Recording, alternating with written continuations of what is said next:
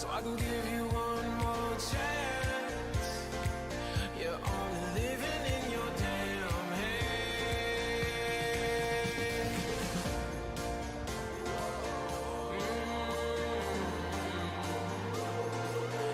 Yes. Without you by my side, I can't survive.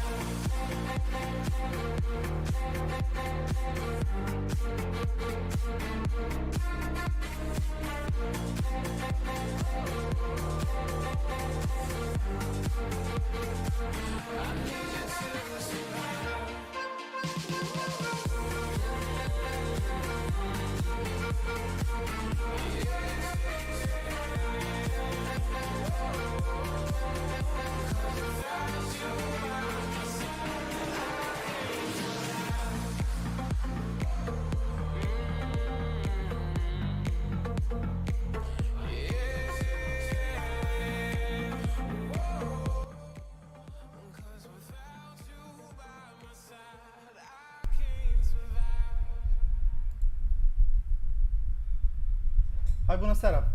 Bine ați venit! Ce mai faceți, cum mai sunteți? Da, mă aud, nu? Sper. Eu așa sper că mă aud, nu? Ia să vedem. Hai, bună seara! Ce faci, Leo? Da, se aude că... nu prea am făcut nici... Am intrat așa, am dat drumul. Se aude, nu? Adormi în scaun? Să nu zici că muncești la ora asta. Da, da. Bă. Nu cred că muncești.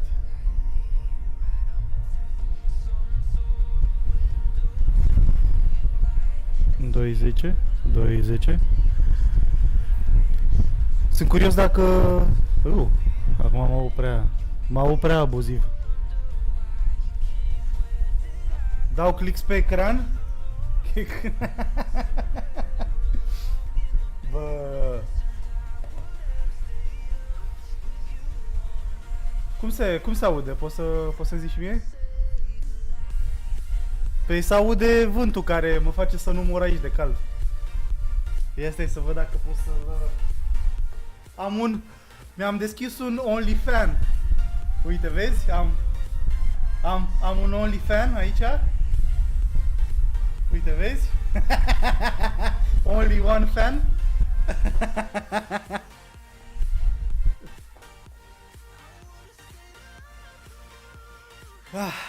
Acum nu se mai aude, nu? Că nu l-am mai pus să mai bată fix în microfon. Sper că nu se mai aude. Atât s-a putut.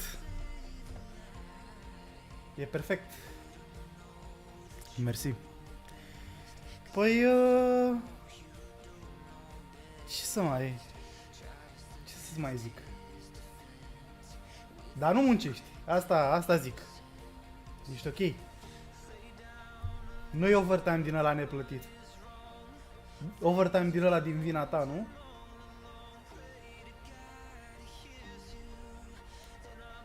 Slavă celui de sus. Bă.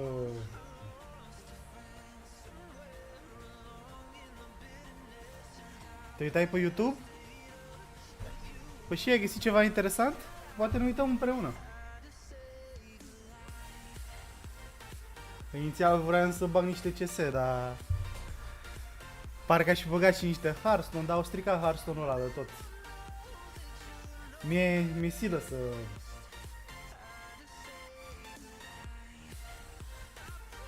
să mai intru în el.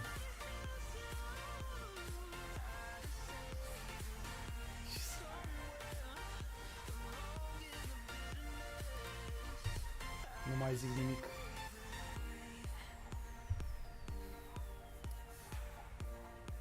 Te uitai la... Te pregăteai să ardeai genomul? Asta vrei să zici, că ardeai genomul?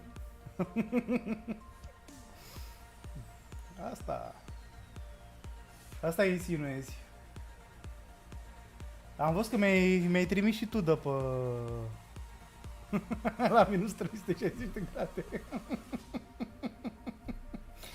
Am văzut că mi-ai trimis și tu chestii pe TikTok. Îți place și ție. Băi, adevărul e... Deci eu cred că ar trebui să aloc undeva la o jumătate de oră pe stream doar la TikTok-uri. Că oricum, deci oricum zilnic o oră cel puțin stau pe TikTok. Cel puțin o oră. Efectiv, m-a distrus platforma aia. De obicei primesc 20 de mesaje de la George. M-ai trimis și tu, m-ai trimit alții și... Uite așa se face jumătate de oră.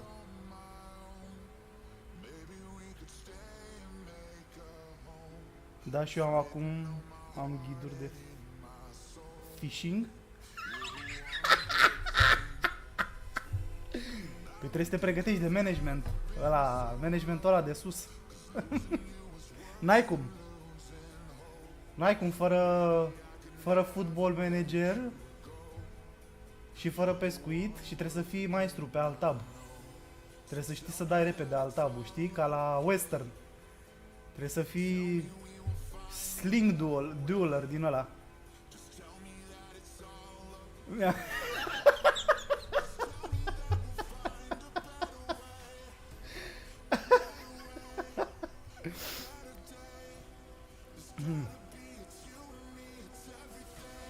Și mi se spune cel mai rapid alt tab din vest, nu? Efectiv.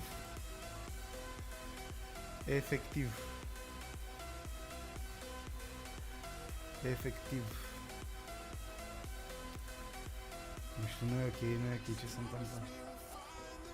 Salutare, Ale! Bine revenit! N-ai cum, deci trebuie cel puțin basic pescuit, așa, pripinit și niște football manager. Băi, Anei, ce-ai făcut? Că am văzut un singur live ultimele 2 săptămâni. Ce facem? Glumesc, nu... Cum își fac jucătorii la fotbal antrenament și dau alt tab.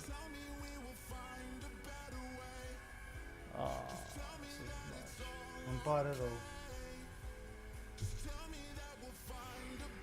Pare rău, multă sănătate. Multă sănătate, ce să zic. Chiar am... Da. Deja îmi pare rău că am întrebat. Da, am făcut și eu griji, dacă n-ai zis și tu nimic. Am crezut că te-ai renevit.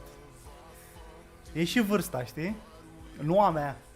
Vârsta ta, gen. În care lumea se mai renevește așa. Mă așteptam, îți dai seama. Mă așteptam să-mi fi zis că am fost la mare, am fost în Grecia. Mai du-te direct cu Claudiule, știi? Da, chiar îmi pare rău. Na, transmite la lor multă sănătate, chiar îmi pare rău. Sper să rezolvați. Da, dacă vreau ceas. Exact.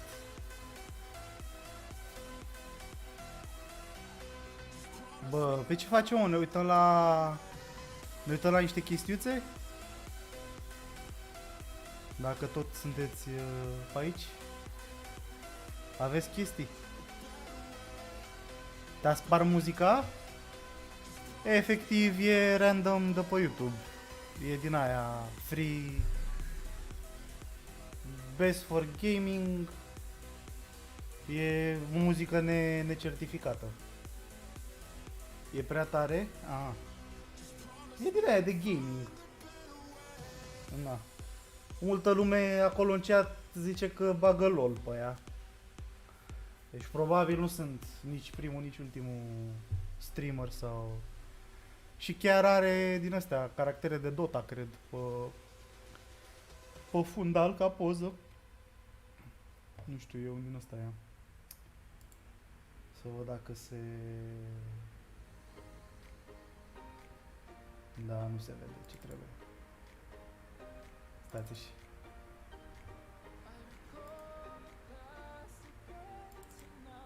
Da, merge să edităm, nu?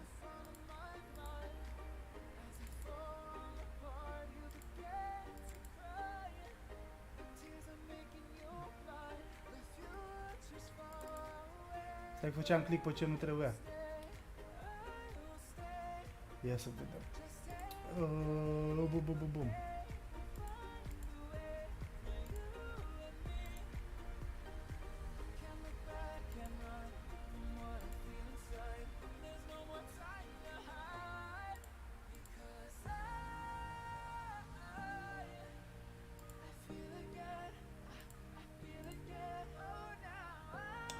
Nu cred că trebuie să închid componenta asta. A, oricum e închisă. What the heck.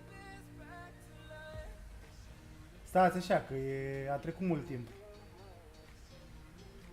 Video capture? Nu. Captura ecran. Gata, hai că s-a putut. Uite, nu sunt mari jucători de Dota sau LOL. Dar uite, deja...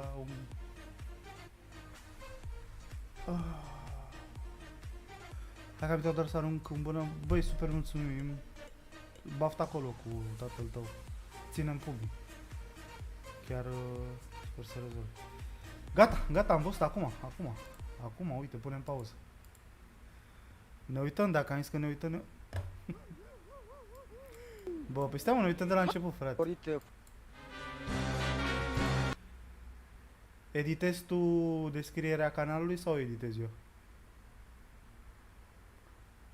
A? Domnul moderator. Bag eu? Hai că editez eu, ce să faci?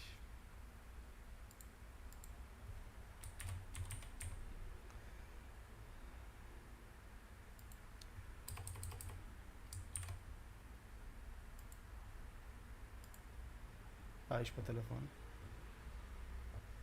Ce să faci? Bag un OnlyFans? Salut România!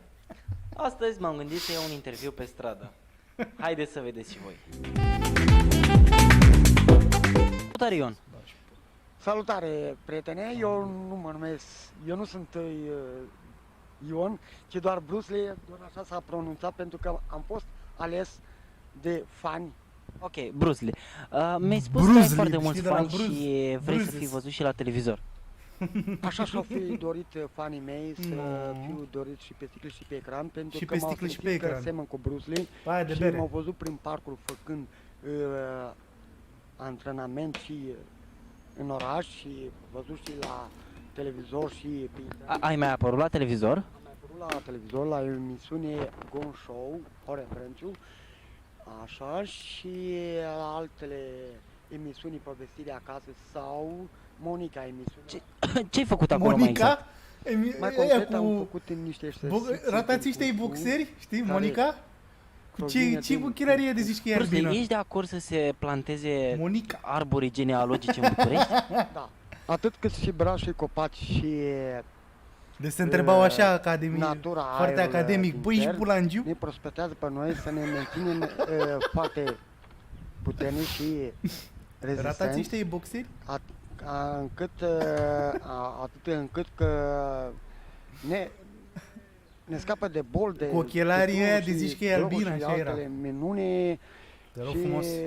Nu de natura. Arborii genealogici ne scapă de drog. Da, așa, pentru că oameni în general s-au apucat să nebunească. Ia uite, să mă, se e drogeze, filozoful, să fumeze.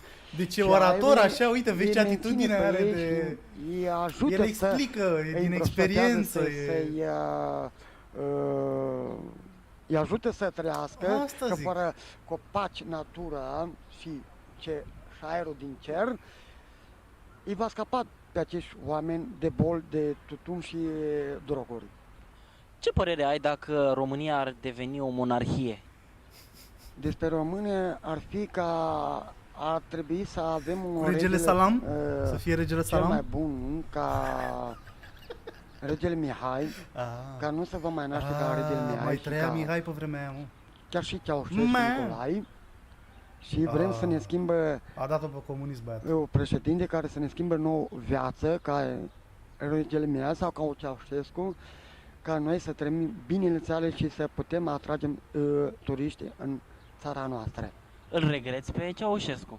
Nu-l regret pentru că l-am iubit ca și regele Mihai, dar tot regele Mihai va fi L-a iubit unul regele Mihai pe Ceaușescu, dar nu mai putea. concret ca să găsim un om ca regele Mihai să facă regele în România și cât și din afara țării. Ce faci tu în general? Cu ce te N-am ocupi? înțeles nimic. Eu în general mă ocup, ca de fiecare dată, cum am văzut și în filme, Să ne mă mai ocup fure cu antrenament. niște înțeles. terenuri. Da. A, niște Sunt și un terenuri fan, de bunuri. pentru că le-am furat acest actor stil, What? precum că și el i-a fost elevul al Bruce Lee, Cine a fost elevul lui Bruce Lee? ca elev, antrenor, Cine a fost? Jet Li. Jet Li Pe sticlă la televizor, a fost ăla Ip Man, să mai nu? văd câte ceva Ce vorbește ce mă îmi ăsta? place mie, încep să mă emoționeze și să mă apuc să mă Ce antrenez Jet și Li, mă, că să Jet Li nici nu abia era să- născut când era... simt În fine, capacitarea aceasta din ce simt și să învăț și să fur și să dar nu mă sunt mire contemporani. orice lume de pe stradă, că Bruce uite, vezi, Lee cu Doamne, Jet Li. ce- What the heck? știi Dar acest zicea om, Jackie Chan cu și ce Jet seamănă Li, cu Bruce Lee. înțelegeam. Aș vrea să vă Semeni cu Bruce Lee? Când să avea spune pojar. că am auzit despre la niște oameni Când care dau cu piciorul seamănă cu el. de aici, din Cismigiu, Jackie Chan. dau nume unul, domnul Costel, am încercat să-l imit pe Bruce Lee, nu ca asemănător, ci doar Ca cameraman. ca fan. După care am început să inversez figurile prin oglinzi la anumite În engleză, locale, faultează care m-au și văzut engleza, niște nu doar oameni și română. Au apelat la Brânciu, care m-a descoperit, care să mă atragă și Să mă să fiu atrag. pe sticle la Antena 1. Dacă ai Oh. prezenta o emisiune săptămânală, câți fani crezi că ai avea? Aș avea din Toți fanii. mulți Mulți. admiratori fani să m-ar vedea și pe sticle și pe ecran și să Amiretoc? Ce a zis, mă, mă Amiretoc? voteze ca Bruce Lee Ia și să stați fiu așa, unicul scuzați. Bruce Lee Unic cu Bruce Lee. să mă voteze vedea și pe sticle și admiratori fani. Da. Aș avea din mulți admiratori fani. Admiratori, mă, săracul de el. A vrut să zică admiratori, dar când și-a luat highway plovorul ăla, deși băiatul ăsta e la tricou, când și-a luat plovorul ăla pe el, a uitat du acasă. Să m-ar vedea și pe sticle și pe ecran Și de unde să-l scoată? Când Mă a avut boteze nevoie ca de el, de Bruce unde Lee. să-l scoată că n-avea duul la el? să fiu unicul Bruce Lee din România. Ce s-ar întâmpla din punctul tău de vedere dacă ți-ar lua un alt Bruce Lee, să zic așa, locul? Să se numească Bruce Lee.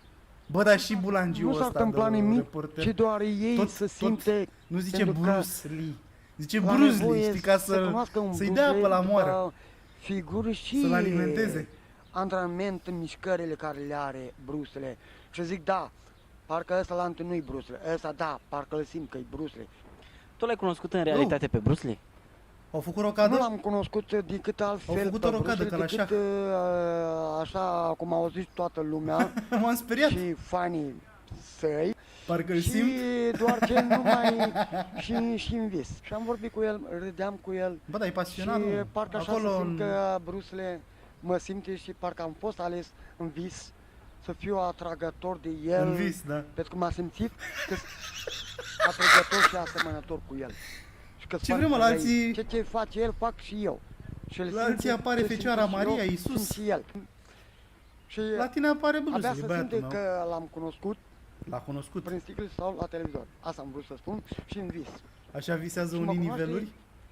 din ce a început să mă cunoască mai 7 mult level sunt... din vis Erau decât 5, în realitate. Asta am vrut să vă spun, dacă Erau îl 5. cunoașteți pe Bruce Lee. Deci Bruce Lee te cunoaște pe tine în vis mai Erau mult 5. decât în realitate. Nici nu Decât începuse în programul, realitate noi mă venisem la cunoaște 8 la mai mult birou. Bruce Lee decât în realitate. Eu Eram nu l-am amândoi la cunoscut 8 jumate decât, la birou pe și omul stilul nostru său, avea 5 niveluri de- făcute.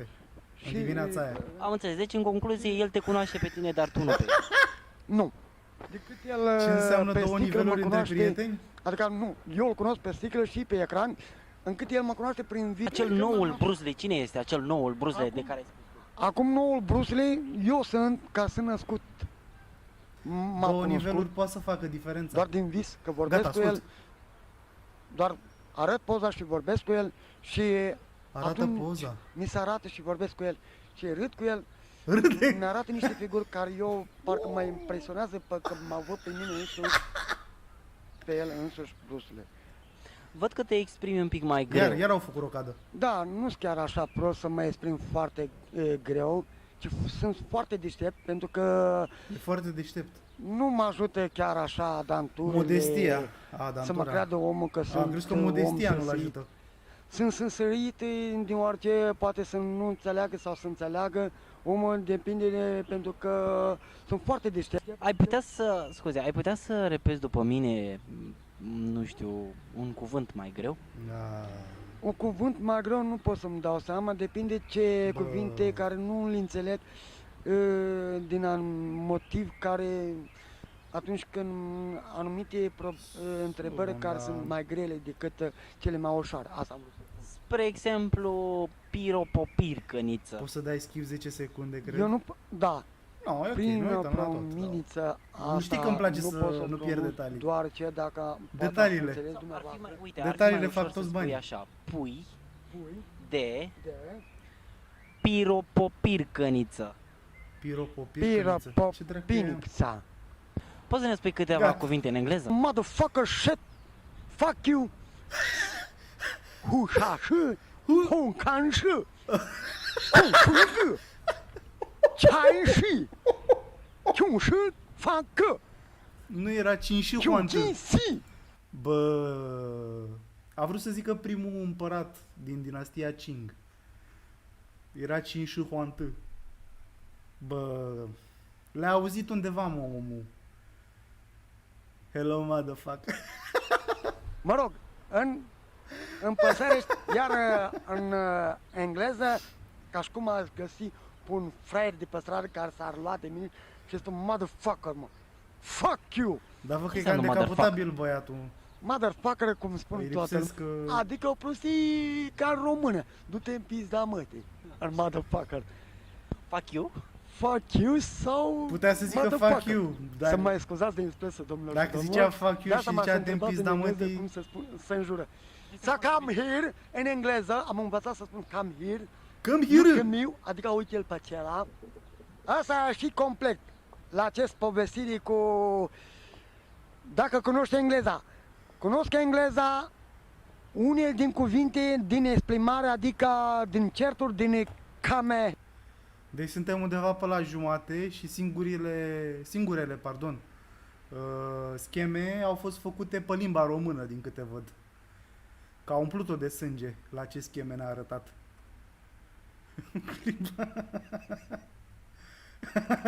Here, sau motherfucker. Știi să limiți pe adevăratul Bruce Lee? Știu, aș mai pasionat să văd Mă filme pasionat. cu Bruce Lee. A, săracul nu poate să Ok, pronunțe hai să ne mult faci de o la- demonstrație De puțin. la absența Cunosc. dinților din Da. față. Vreau să vă demonstrez cam ce am învățat de la Bruce Ok. Lee și acum cum ținea el Dar doar să nu coarda. pierzi ceva important? A? Că putem să stăm așa câteva... A? Sau las că dacă e ceva... Piciorul? dăm back. Oh!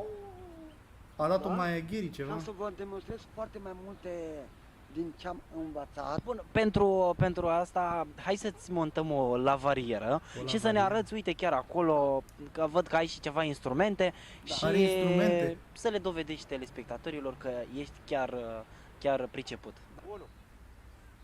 Yeah. Face asta scheme de ușu. Ok, back. Hai că a început cu puțin în ușu din ăsta. prea are fluiditate în mișcări, dar...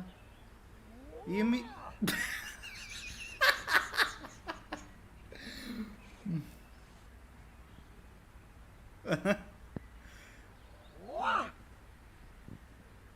Da.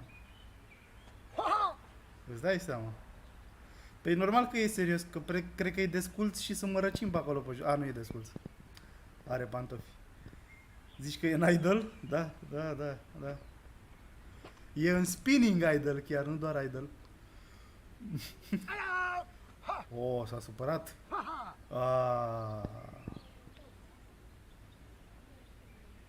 Dar văd că e cam incert așa în privire. Ce-a fost aia, măcați? Ce-a fost, fraților, aia?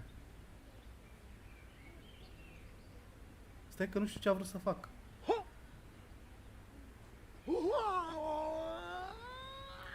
Aia a fost decoy. Mișcarea aia a fost decoy, a fost bait. Să fii atent la aia și să o dă cu piciorul celălalt. Ce să zic, a fost chiar fantastic. Mai știi și altceva să faci? Dar totuși cunosc, pentru că te-am văzut în filme, am inventat și de al Bruce Lee și al Jet Li. Bă, dar ce are, bă, degetele alea? Hai așa? să ne mai arăți ceea ce mai știi. Cu ce am să Are niște probleme la degete. vă cred. demonstrez ce o să vedeți. Cred că l-a Da. afectat Kung Fu la degete. O să vă sperați nițel. Bă. Da. Ce era, mă, e un mă? Am să Am crezut că e un vă arc. demonstrez cu această Am crezut că e un armă, arc. care nu pot să-i numesc o armă. Telespectatori, Eu ți-am îndoit. v-aș ruga să nu stați în fața acestei arme. Illidan. Și vă pot demonstra că am Are semilună. E Demon Hunter. Dar e Demon Hunter după ce își dă suicide, știi? Nu știu, ați jucat Warcraft 3, nu? Adică știi că dacă l omori pe Demon Hunter, ultimul hit nu îl dai tu, își face seppuku.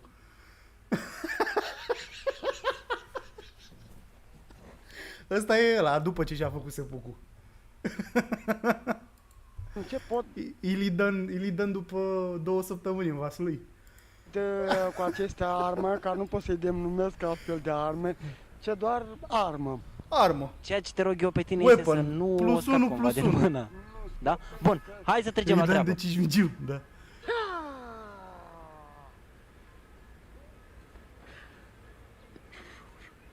Ți-am zis că Illidan, uite, vezi, are aceleași mișcări. Uite, vezi? A pus piedică, mă, acolo, băiatul.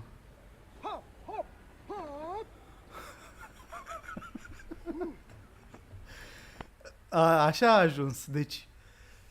Vedeți, aici voi n-aveți perspectiva, mă. Voi nu puteți să vedeți în ansamblu. Ăla a fost, de fapt, la un moment dat, un băț drept. Dar omul s-a antrenat atât de mult și a ajuns la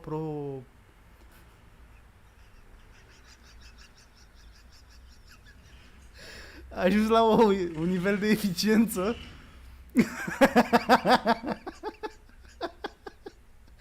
încât a rupt bățul ăla pe genunchi de la strâmbat al ăla. Uite, vezi, la tot freca pe genunchi acolo până s-a transformat în arcul ăla fără frânghie. Da, știi cu ce seamănă? Cu tranzistor sau... Nu mai știu. Rezistență. Mi se pare că la fizică rezistența are un semn din ăsta, așa, un M din ăsta, da, pe... Cum e semnul ăla de sumă, știi? Sumă de la N, de N la K sau ceva de genul.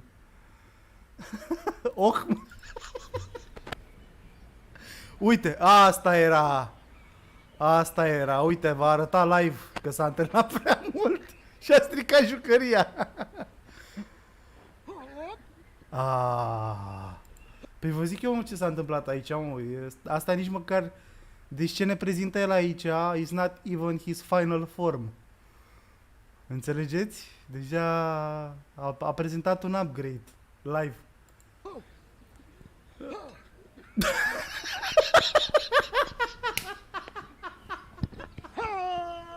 S-aude cameramanul cum râde. S-auzi cameramanul. S-auzi băieții cum râdeau.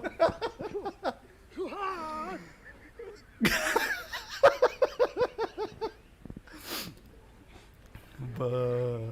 Uite, a făcut două bastoane de polițai acum.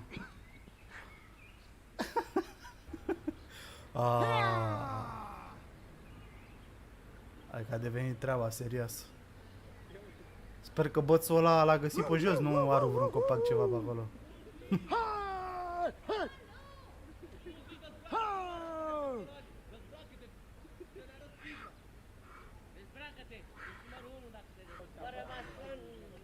Ce zice, mă, să dezbracă-te să arăți? Dezbracă-te, vreau să-mi arăt câteva femururi. Uelaci, bro, șoruchet, oaraca da e. A strâns omul meu public și zice lumea să se dezbrace. Bă, Dacă ești numărul 1. dacă ești numărul 1. Uelaci, bro, mava, ma vivi, scrivi, dă-vivri.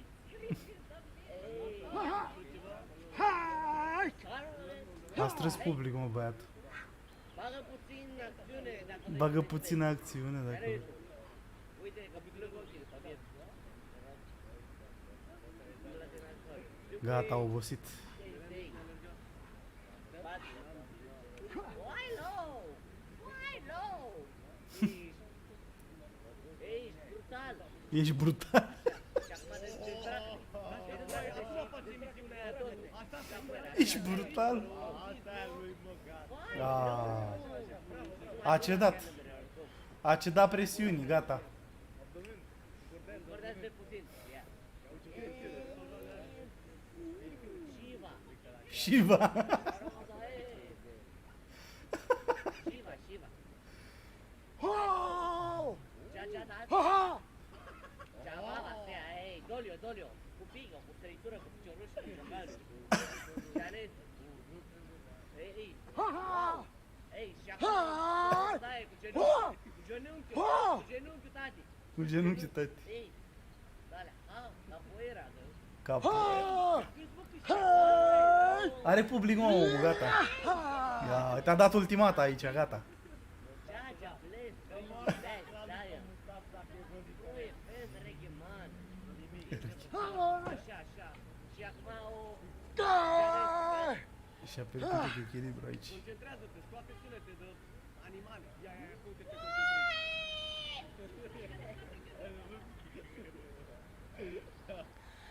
Da, Bruce Lee ne-a plăcut foarte mult. După cum ai văzut în spatele camerei, sunt peste 30 de admiratori de-ai tăi, așa 30. cum ne-ai spus că ai foarte mulți admiratori, într-adevăr.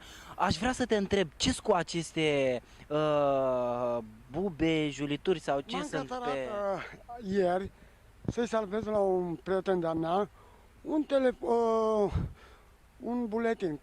Că Să-i salvezi un buletin? Da, că l-a luat vântul de pe nu știu ce l-a luat și s-a căsărat pe un copac buletinul acela și n-am putut să mă ridic la nivelul copacului ca să mă carte și doar s-a întâmplat și n-am putut să reușesc și m-am gâiat. Mi-ai zis că știi să imiți și atât personaje cât și Bomul ăsta e din animale. altă dimensiune. Poți să ne arăți și această latura ta? Eu aș putea să vă arăt ba pisica, ba tigrul, ba... Hai să vedem pisica. Cum face pisica? Ca să numim pisica, pot să imit, dar puțin de tot. Ca Bruce să... Cum ar fi? Ca să crede lumea că, până la urmă, Bruce Lee. Pot să imit, ci Nu. doar...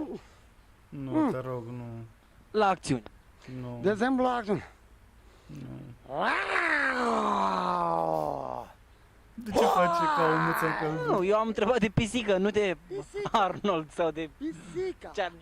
Exact, pisica. Cum lătra pisica în filme. Ai zis că știi să imiți și lupul? Exact, pisica. Cum lătra pisica. Arnold sau de Pisica. Charlie. Exact, pisica. Cum lătra pisica în... A zis cum lătra pisica. Tu a zis cum lătra pisica, nu-i așa? Arnold sau de Pisica. Charlie. Exact, pisica. Cum lătra pisica în filme. Ai...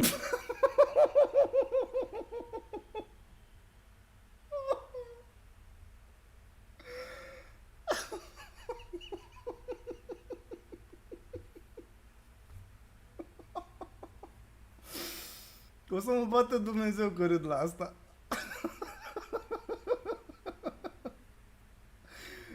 Nu știu dacă Dumnezeu, dar cineva sus acolo o să mă bată, o să-mi trimită karma blesteme. Că râd. Ai zis că știi să imiți și lupul? Lup, bineînțeles.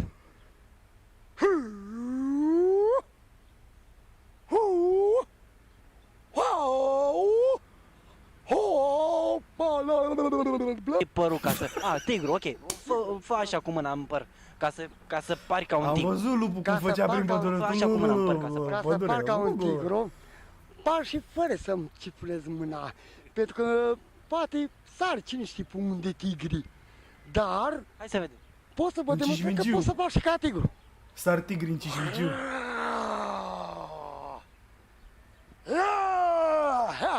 Motherfucker! Tigru, înțelegi? Ok, în stilul tigrului. Țipara tigrului. Motherfucker! Fuck you too! În stilul, în tipetul You son of a tigrului. bitch. Bruce, aș vrea să le mulțumim și tu telespectatorilor că vorba aia, începând de astăzi, o să ai și mai mulți fani, așa cum ți-am promis că o să-ți aduni. Băi, unde găsim asta? Și transmite-le și un mesaj. Atât că cei care se uită la televizor și pe internet, să nu uite un Bruce Lee, că zice și în România, și să le mai transmit că îi iubesc și le sunt recunoscător fan al Bruce Lee, că atât că cine l-a iubit pe Bruce Lee, m-a iubit și pe mine și le sunt recunoscător că sunt fan lor, pentru că dacă le simte pe cel care l-a iubit, mă simte și pe mine ca eu îi susțin și să-i iubesc M-a și pierdut. să fie mândru de un Bruce Lee că există în România. Le pup și le stimez. Există în Bye bye. română. Mulțumim mult de tot. Așadar, vă mulțumesc că ați urmărit această emisiune. Nu uitați să vă abonați sau dacă aveți ceva de comentat pe pagina de Facebook Buz România. Bă...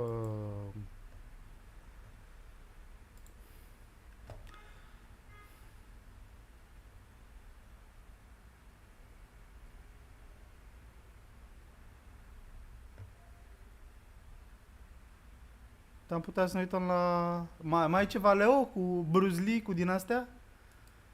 Că eu aș vrea să mă uit să văd ce a Witcher zis Asmongold. Ia, vrei să ne uităm la Asmongold ăsta? Că zice The Witcher, pe mine mă cam interesează. Dar chiar sunt curios ce... It's dead. It's over. It's finished. It's completed. Nope. Ah, nope, nu mai e. There's no more Witcher. Dar poți să mai It's găsești. done. A while back, Dacă I vrei. made a Oh, video look who called it The is. Witcher Păi is acolo, Doomed, găsești one un that pic. was covered by Asmongold. Thanks, dude. Well, here we are Thanks for 7 making short it. months later, and the beginning of the end is here. Așa. Ergorotic.com. Greetings, you over 786,000 practitioners of common sense and the 40% Hi. who haven't subscribed yet. I want you to Maybe look I should for a play lot that of game. I told you so's, and over the next year, currently, Indiana Jones and the Dial of Dysentery is the flop heard around the world. I mean, I'm sorry, but like, bro, why are we Bă, mie mi-a plăcut Indiana Jones. exhuming these old actors that are like, Am fost la cinema, like, mi-a dude, plăcut. this is a fucking 70-year. He's got no business being in an action film. Fucking stop it. Let it move on. Stop trying to appeal to us. He's 81. Wait, Yeah. Harrison Ford's 81 years 81 old. de What ani, the frate. fuck? Let him go. Jesus. Competing with Oricum the Flash jumate to din become the biggest bomb of film the e year, and CGI, will Harrison certainly Ford. Did he just put a baby in a microwave? I thought you weren't supposed to do that. biggest financial disaster in Lucasfilm's Flash history, e o or in this mizerie, nu case, vă I should duceți. say, E de- history. I have some major Mai bine vă problems luați o with this movie. înghețată. One of the problems I have with the movie is that Sunteți mai câștigați cu Phoebe's înghețata aia decât să vă character duceți la was an Flash. And that's a good thing for Netflix because fewer people have noticed A, The Witcher Season 3 even came out, and B, that it's abysmal. The beginning of the end is here. The chat says that he's leaving because he doesn't agree with the storylines that the writers have been developing. Păi If căcat that's l-a the omorât pe case, I Eschel în pana mea. completely understand that because Henry is such a huge Nu, Leo, fan parcă of pe the Eschel îl games omorâse? and the books, and the writers on the Netflix series have chosen, for whatever reason they did so, to deviate quite severely Cretin, pana from mea. the books and the games. I personally don't understand the choice. Now, all of Again, I think that deviating is totally okay. The problem is whenever you deviate and it's worse. Yeah. That's the real issue, isn't it? It's not that you deviated, because of course you deviate. A I murit think that 10 you should Witchers acum. deviate Exact, whenever you're da. Ziceai committing că something onto acolo au descoperit că cinema. sunt But it's Witcherii, that it's bad. trăiseră... this could have been avoided if you listen to the fans, just like with Kathleen Bă. Kennedy over at Lucasfilm. If No, you it's not listen to the okay. fans, you had multiple times to fire her after The Last Jedi, after Solo, after the Erau Rise of bewitched. Skywalker, after she fired Gina Carano. But I think that people at this point with Star Wars, like the only good new character was Kylo Ren. I liked Kylo. I thought Kylo Ren was Yeah. great. Da, None Kylo of the Ren a other. fost I didn't give a fuck about any of the other one. I didn't watch The Mandalorian though, so I could be wrong about this. beyond all rational explanation, Păi, she is Mandalorian a still fost- in charge, I don't and know. look where it's gotten him. Nu We've prea mi-a also plăcut seen ultimul this with sezon la Chris Chibnall, the first Mandalorian. female doctor played by Jodie Whittaker. A devenit Those two were prea only shown the door yes man after the show had Doctor Who worst pentru ratings in Bo-Katan 31 aia. years. Parcă îi pregătea I serialul lui don't know why Bo-Katan. people don't Efectiv, understand that ultimul like the sezon. gender of a character is like a very core element of the character. You can't just gender swap a character and expect people to Yep. be like, oh, okay. Of course. It's like it's a massive N-ai cum, fucking frate. element. Da, te legi Why de are we caracter. pretending like it's not? Pana mea, eu care am și The citit creator. cărți, ne-am și Same jucat goes să-mi for omor Alex pe Kurtzman, Eschel who's been pe... killing Star Trek now for years. Yes, he did have a recent success with Picard season 3-1. He had nothing to do with, but now he's gone right back to killing Star Trek. Nope. And now 2 of his shows have Și been ăla canceled Blood with more to Origin. come. This kid's got to go back to preschool. Michelle Yeoh is set to star in Exact, her own exact. Star Trek movie. Și la Blood Origin, deci Blood Origin The problem that a lot și a of these bătut joc, things mă, have, deci eu am crezut like că whether e... it's Star Wars or Deci eu am Star crezut că Blood Origin o să fie ceva despre revolta Falcăi. Știi, gen Grandmother of Siri. Sau nu știu, ceva cu ăla, cum Dumnezeu zice, personajul ăla religios pe care l-au ei în lumea Witcherilor. Am uitat cum se numește. Fuck. În fine, am crezut că o să fie ceva canon, nu că o să-mi arate mie că a fost... Bă, și putea să fie primul Witcher, să fie elf. Nu avea nicio problemă. Dar nu că trebuie să moară și că nu știu ce, că... În fine, a fost un amalgam, da, o mizerie, exact. Star Trek or Indiana Jones, is that the IP is tied to like William Shatner or why am I not thinking of his name? Sir Patrick Stewart, of course, Stewart, yes, Patrick of course, Stewart, yeah. Patrick Stewart. Yeah, it's tied to them. And it's the same within Star Wars, right? It's tied to the main characters in the original Star Wars. That's what people really give a shit about. It's not, guys, it's not Joe Rogan, okay? That's not Joe Rogan. Mm-hmm. Anyway, I think that's a big issue because they're not able to make new characters that people are engaged with in the same way. Now, in my opinion, I liked actually Chris Pine as like, who was he? He wasn't Commander, fucking like he was the replacement for William Shatner, basically. I thought he was great. Okay. Yeah, Commander Kirk. Yeah, there Kirk. you go. Okay. I haven't seen the movie in like 10 years. I actually thought that the fucking what was it? Eu am crescut cu New Generation, nu... The second one Nu mă with uitam la Kirk. Benedict Cumberbatch, who was Kirk acum la Khan. maturitate. I actually thought that was a good movie. I liked Dar au it. refăcut seria. Da, eu am fost cu ăsta cu... And now Netflix is doing the same Capitane thing. The Picard, second ți-ar părul. Henry Cavill started Picard, having a Picard, problem Jean-Luc with Picard. Lauren Schmidt-Histridge's writing, she and her entire staff should have been gone. Admittedly, despite Ce? writing second, she and her... What?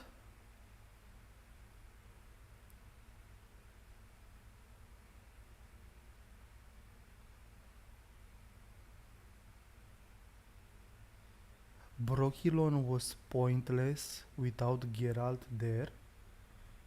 Păi ăștia sunt cretini în cărți. Geralt se duce de 3 ori în Brokilon. Efectiv, este rănit de moarte și e salvat de driade. Are picioarele rupte și e salvat de driade.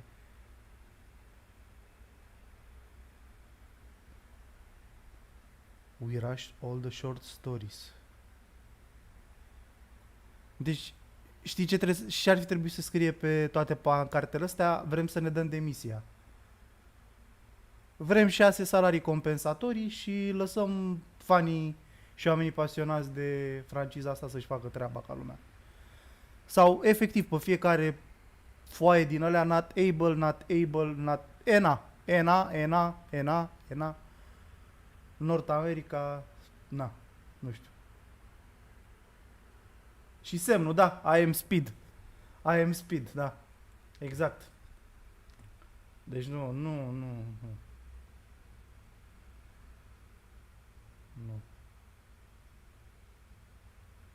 Deci, sincer mă bucur că pot să leg să-mi leg frustrarea de niște fețe.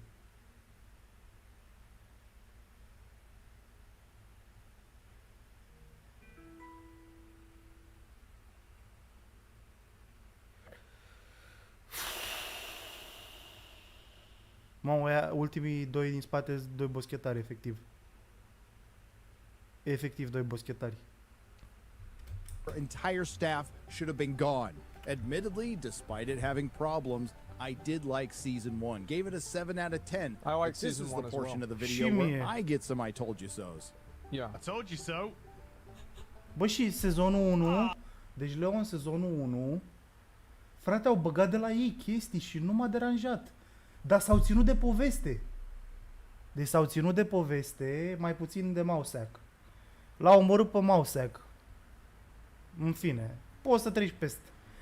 Mausac și în 3 ai, nu știu dacă ai mai mult de jumătate de oră de interact cu el. Dar, pana mea, adică a fost Sodan, au fost nebunii, știi? Adică chiar a fost super decent. I told you. I earned that. Despite my age, I'm still capable of being a sweet summer child. Now let's do a brief recap of The Witcher's road to failure. After a very successful season 1 where Netflix thought they had their Game of Thrones, we started... Yeah, I don't think that the show was as good as Game of Thrones. I don't think it was even remotely close, but it had heart to it, and I think that it had like some really good moments, and it had decently good characters. Da. Și dacă s-ar fi ținut, deci dacă s-ar fi ținut de treabă și ar fi făcut acum în sezonul 3 super mișto, bătălia de la Aretuza și după aia campania reginei Miv împotriva Nilfgaardului și bătălia aia de la Pod, unde se bate Geralt și cum îl cheamă pe ăla, Nilfgaardianul ăla de are viziuni cu Siri, mereu uit cum îl cheamă. Ăla, cavalerul cu pene, Nilfgaardian, pe care îl tot visa Siri. Mereu uit numele. Deci, pana mea, dacă se țineau de vremea disprețului, deși e scris în volumul 3 sau 4, vremea disprețului, era... și după aia botezul focului, era parfum. Deci dacă făceau bătăliile alea două ca lumea și eventual să arate din campania lui Miv, deci aveau un câmp super mișto să facă un film chiar. Deci campania lui Miv și ce se întâmplă în Thronebreaker, aia putea să fie făcut un film. 120 de minute, crossover cu Cavill și cu Dandelion. Deci era genial. Câștigau și pe partea de cinema. Da? Când vrei ceas, ia ceas. hearing some concerning comments from Henry Cavill. With the shift of the showrunner's vision, where it's an ensemble cast more so than a singular lead, and the perspectives is shifted to be almost more of a Cirilla Yennefer perspective. And so it's about... Yeah, nobody who gives a fuck. Like, I'm sorry, but like, if you're watching The Witcher, like, maybe it's just me, but like, I'm watching The Witcher to watch Henry Cavill cut up demons and like monsters. Like, that's it. Yep. And like, Yennefer is hot, which is nice, and Ciri is like his daughter, and so it's like, you know, you've got some nice moments between them. But other than that, let's get back to the cutting up monsters, and yes, let's get back to that. Very simple. Acum, și momente cu Siri ar putea fi făcute super mișto, pentru că sunt descrise în cărți. Siri la un moment dat se teleportează în realitatea noastră, la 1300, într-un port unde e ciuma bubonică. Și după ce se teleportează de acolo, se teleportează înapoi în universul Witcher, la barul numit Catriona, și de acolo Catriona Plague, lore stuff. După aia Ciri la un moment dat se teleportează la Camelot și se întâlnește cu Lancelot și ea e domnița lacului. Puteau să facă niște chestii din astea așa, niște, dar n-ai cu cine, că n-ai cu cine. Finding my character's place within that vision and making sure that I do everything I can to be as faithful to the source material as possible within the structure set out. Da, exact. That was Henry trying to din temper Blood and our Wine. expectations, and that's a Exact. good thing, Uite cine because then știe. season 2 came out and they absolutely butchered the book Blood of Elves after... Dar vezi că acolo e de fapt aia cu din Blood and Wine se întâlnește cu o niromanceriță. Tipa aia, Nimve, este o niromanceriță, adică citește vise și de fapt Nimve aia, sau cum Dumnezeu o cheamă, driada aia, că apare sub formă de driadă, aia apare în ultimul volum, mi se pare. În ultimul volum? Da, în volumul 7, cred. Și ea e un fel așa, cam în afara timpului și spațiului. Și cam ea, de fapt, ea e într-un fel, nu știu, un fel de manifestare a lui Andrei Șarpovski. Și ce vezi? Ăla negru de respiră greu ratas. Salut, George.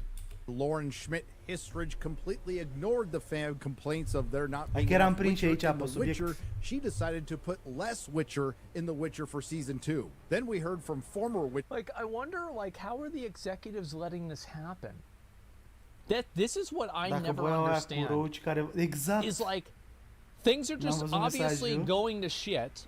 Like, because they did that Witcher Blood Origin, right? Și a ieșit bine dungeon. And that was really, really bad. Like, did anybody watch that? I don't think anybody, but like, because I saw it had like a 0 out of 10. I was like, I'm not going to watch this. Greu de ieșit. Writer Bo DeMeo that writers on the show were openly mocking the source material. Then on October 13th of 2022, Henry Cavill announced he was leaving The Witcher, and it all gets worse from here. Shortly after that, a petition was started with over 300,000 signatures. Netflix, you must keep Henry Cavill as The Witcher and replace the writers instead. Then after that, we started to understand why Henry not only left, he ran. Blood Origin was released with a whopping 13% audience. I thought it was lower than that. I did. I thought it was even lower than 13%. Eu știam de 10. Score on Rotten Tomatoes and a 1.4 user score on Metacritic, making a pretty good case of being worst fantasy series in a year that Willow and the Rings of Power came out. Foarte bine, n-ai pierdut whatever nimic. happened to Willow? I heard that they were redoing Willow. And that's also, by the way, remember what I was saying earlier about how they're trying to keep all it flopped? It got canceled? Good. It's stupid. They shouldn't have done it. Exact. Yeah. Yeeted and deleted. It's ridiculous. Yeah. Like, I remember watching the original Willow. It was great. I loved it. But, like, we don't need another one. Yep. Stop it. Just stop trying to make a quick buck on exploiting nostalgia. Like, you want to make a show about Galadriel, that's nice. Then call it something different. Like, give her a different name, make it a different universe. But that was just a taste. What did Lauren It's Hisrich nuts. and her patriarchy-smashing writing team have up their Son of- sleeves next? Să nu deschidem subiectul Lord of the Rings, că se supără Leo acum. Iese de pe stream. Laude de Galadriel de astea. This brings us to The Witcher season El e mare fan. 3. Perfect. Perfect. Deci perfect faptul că au pus un rahat. Da, Oh. The Witcher. Didn't even notice. Pu, pu. First off, props to Henry Cavill for being a true professional. Da. Bă, lăsăm la o parte toată bălăcăreala și cocina. Băi frate, omul a fost profesionist. Bă, a zis, nu pot să mă aliniez cu oamenii, eu nu mai îmi simt apartenența, pa, v-am pupat pe buletin. Acum, eu nu înțeleg de ce nu pleacă și restul castului. Adică n-ar trebui să fie un fel de solidaritate. Nu știu, zic și eu. Eu cred că mai degrabă sunt șanse pentru actorii ăștia, că bani. Bă, banii se termină la un moment dat, George. Și rămâi că, știi cum e, rămâi și te scufunzi cu barca. Și sunt șanse să ți se scufunde cariera cu barca. Așa sunt șanse mai mari să mai faci un film cu Cavill, dacă ești de succes. Și poate Cavill te și recomandă. Bă, uite, ăștia sunt foștii mei colegi care au plecat odată cu mine, știi? N-ai văzut că vor să locuiască? Te-ai uitat prea mult la... Te-ai uitat prea mult la Black Mirror. Nu mai fi nebun. Bă, lasă-mă cu Black Mirror. Da, nu știu ce zici. Lăsați. E protest în America. E protest pe orice. Da, nu știu că mi-ai trimis, m-am uitat. Of being a professional is showing restraint, and I'm sure the first time he saw that script, he wanted to set it on fire and tell him to piss off. In season 3, just like in season 2 and actually season 1, everyone's after Ciri. As the synopsis goes, as monarchs may... Bă, toată lumea e după Ciri din 9 volume. Deci din 9 volume, în 5 toată lumea e după Ciri. Da, e lumea după Ciri. Mages and beasts of the continent compete to capture her. Geralt takes Ciri of Sintra into hiding, determined to protect his newly reunited family against those who threaten to destroy it. Season 3 is based on the book A Time for Contempt, which is appropriate because Lauren Hisrich has obvious contempt for The Witcher and men in general. At this point, you should just call the show The Witch Her, because this is clearly the Yennefer show, and it always has been. One more time. Is it that bad? I haven't seen season 3. Bă, așa e, bă. Is it really that bad? Da, bă, așa, are dreptate să-mi Yes, bată mama. it's bad. E The Witcher. God, I don't even know. Witcher. Yeah. Season 3 is the worst of all. Holy shit. I'm Everyone wants the mind. Yennefer, Ciri, and their sidekick Geralt are all together again, except there's a God. little problem. I seem to recall last season that Yennefer betrayed both Geralt and Ciri, and then Yennefer goes so far as to try to sacrifice Ciri to get her magic back. But apparently Ciri and Yennefer worked it out before the season started, and it only takes a couple episodes for Geralt to forgive Yennefer. But why take the time to have Yennefer authentically redeem herself after, quite frankly, butchering her character last season when you could just blow past it and get back to girl bossing? Anya took... Yeah, I think that's always a mistake. A lot of times characters do that. They'll do something that's like obviously like a really bad thing, and then they just kind of ignore it as if it didn't even happen. Așa. The right, yeah, off-screen resolution, yeah, anything like that. Sunt mulți oameni care fac așa în lumea reală. Se comportă ca și cum nu s-a întâmplat nimic. Și după aia, că de ce? Că tu ești de vină, că tu ai o problemă. Yennefer and Freya Allan as Ciri are fine, but they're given nothing to work with this season. Bă, și Freya Allan asta, frate, în sezonul 2 Avea sprâncenele alea vopsite, om, mâncați aici gura ta. Deci la machiaj, eu nu știu cine s-a ocupat de machiaj.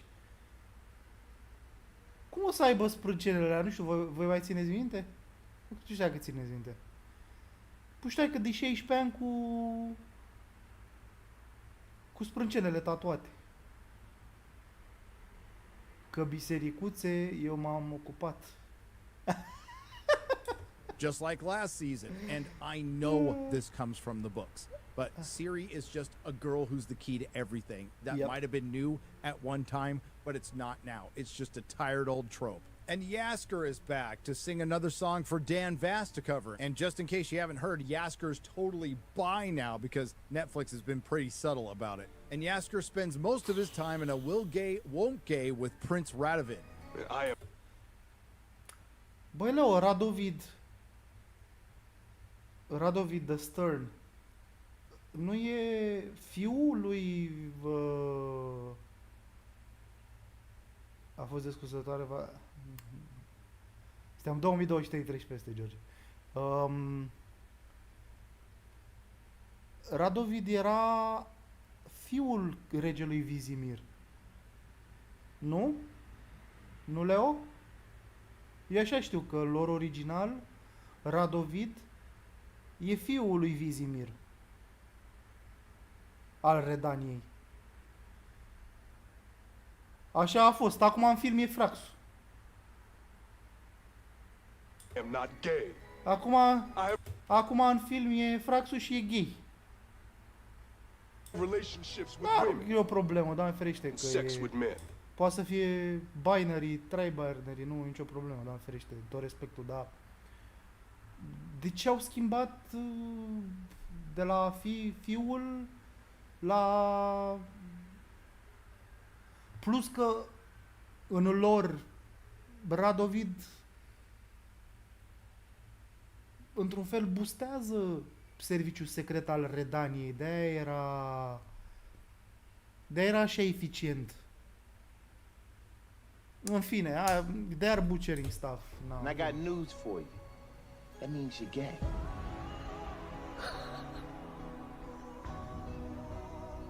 Home Sweet Alabama. Then there's our list of girl They made him gay? I mean, look, I don't know about that. I'll be honest, like, I had no idea. bosses. There's the good girl boss, Tesea, the bad girl boss, Philippa, the dumb girl boss at Elf, Francesca, the former girl boss. Băi, o jignire, mă, asta cu Francesca, mă. Bă, deci Francesca... Nu știu câți din voi l-ați citit pe Andrei Șarpovski, but... frate, omul ăla...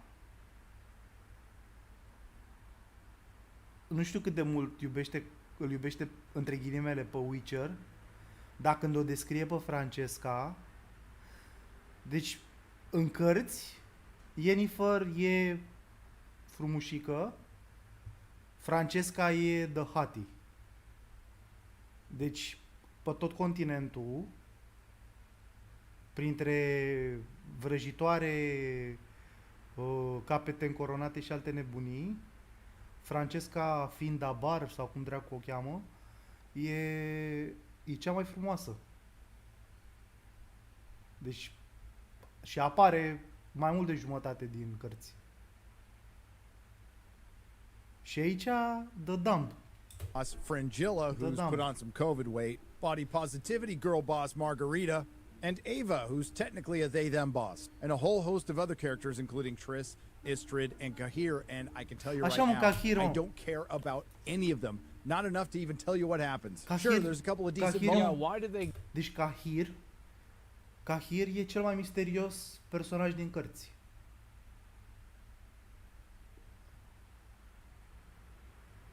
Ca cine? Scuze.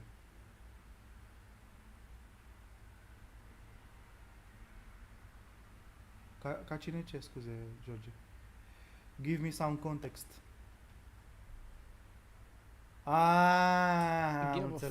Nu, așa-l cheamă Kahir. Like, why was it so... Nu mai fi cârnat. Such a bad thing that it just... Why couldn't it... Glume de hamster. Just be about The Witcher? Like side characters, yeah. Like nobody gives a shit about any of these characters. Like, what is this? I don't understand. It's like you are given the easiest job. All you have to do is do what's in the book and then put it on the screen. And somehow these people just can't figure it out. It's like, I guess like their own ego gets in the way. They're like, no, Yep. I have to leave my mark on it. I have to change it in a way to make it true to myself.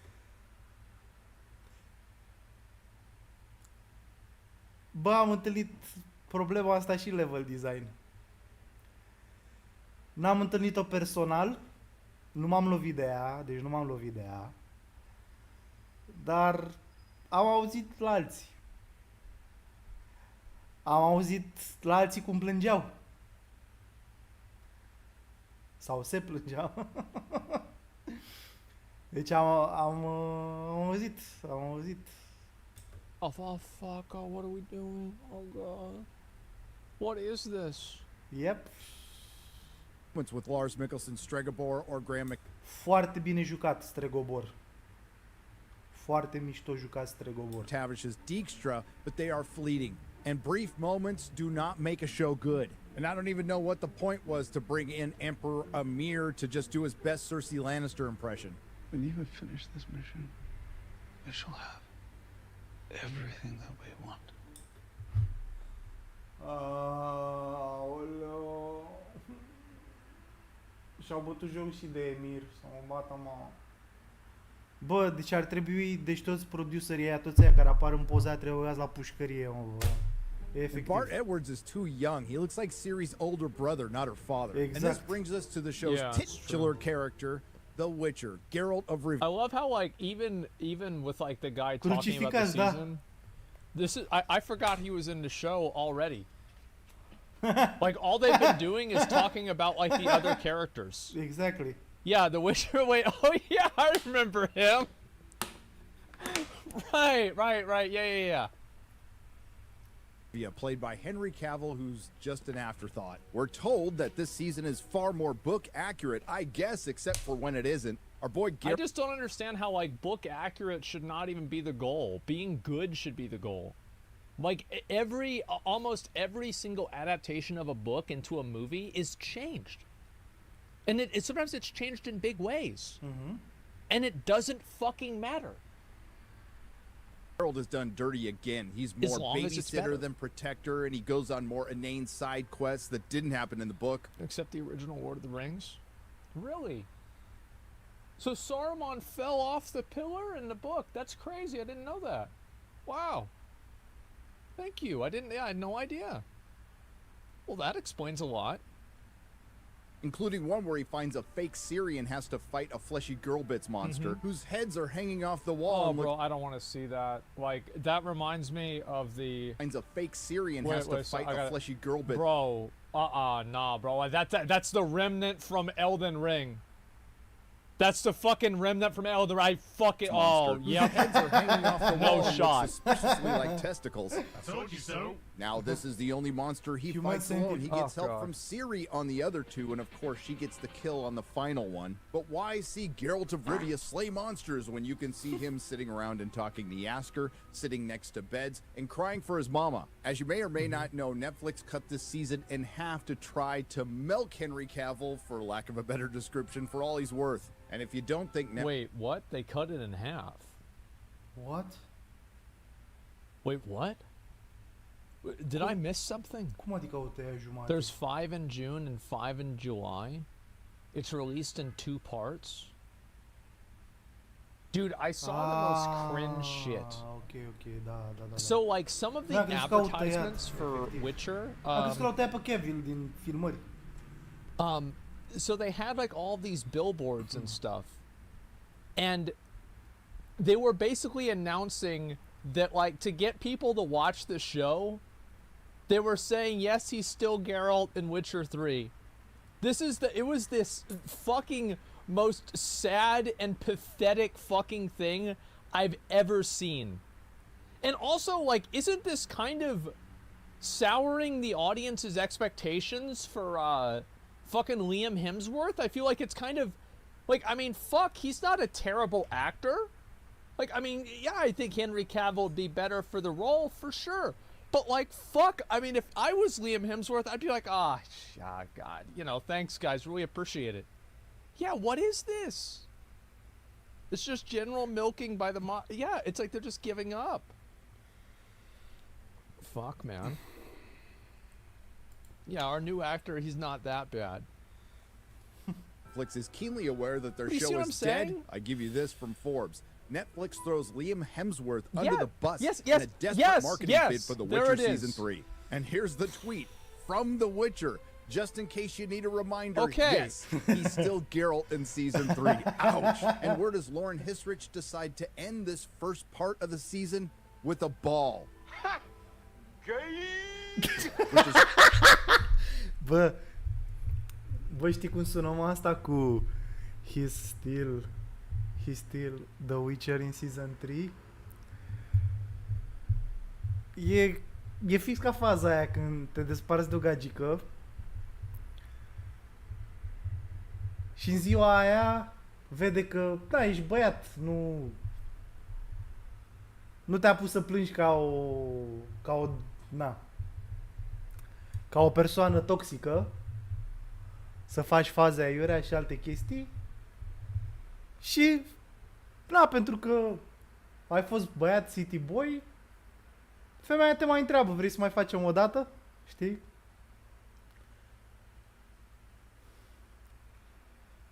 Așa îmi sună asta. Și na, dai seama că zici nu. Că pana ești om de cuvânt, nu...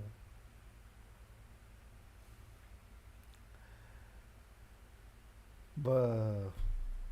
strange because this show has no balls. Așa, deci mi-e așa îmi sună. And it doesn't end there. This also happens to be the worst episode of the worst season. The episode is mostly told in flat. I feel like, again, it seems like Ciorbare încălzită, there's da. a lot of this like royalty and like this plotting stuff, etc. I just like I never read the Witcher books, so like maybe I'm off base on this. Okay. But whenever I think of the Witcher, Așa. I think of number one, The Witcher. And I think of living off of the land, being one of the only Witchers left, like the dichotomy of protecting people but being hated by them. Correct. And it's like very much like it's not a solo act, but he's I mean, literally, look at the fucking thing. He's a lone wolf. That's the thing that they have. So like, I'm trying to think of like what would I imagine The Witcher to be like. I'm trying to think of like a book or like, you know what I'd imagine The Witcher to be like? The first half of Django Unchained. There you go. That's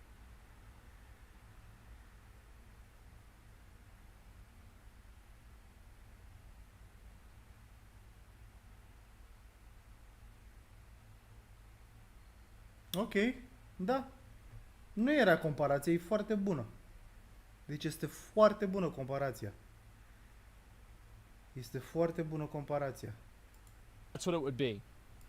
With like fucking Christoph Waltz and Jamie Foxx going around popping bitches off. Exact. Like the first half, that's what I expected. It was going to be Exact. the whole season. Exact. Different adventures. Exact. Sometimes Vesemir. Fucking side quests. Deci dacă făceau primul sezon doar side quests, fucking side quests.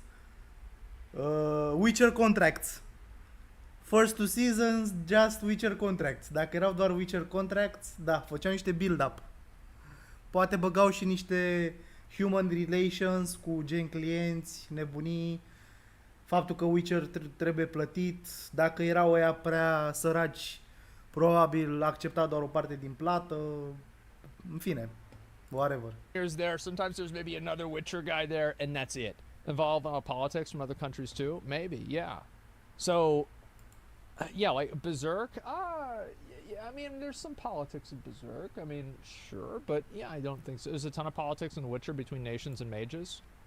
Well, maybe you're right, and that's what I'm saying, right? Is I could be wrong about that. But like going into it, that's what I expected. Is the first half of Django Unchained. Instead of The Witcher, instead of Django and Dr. Schultz, it would just be fucking Geralt and Yennefer, or Geralt and Ciri, or Geralt and Vesemir. And that's it. Flashback with multiple repeated scenes, and the big twist is we're not seeing different perspectives, we're simply seeing different angles. I'm not doing this awful writing justice. Again, we see the same scenes twice, we hear the same dialogue twice, just from a different angle. Episode 5 was called The Art of Illusion. So they're really dragging it out then.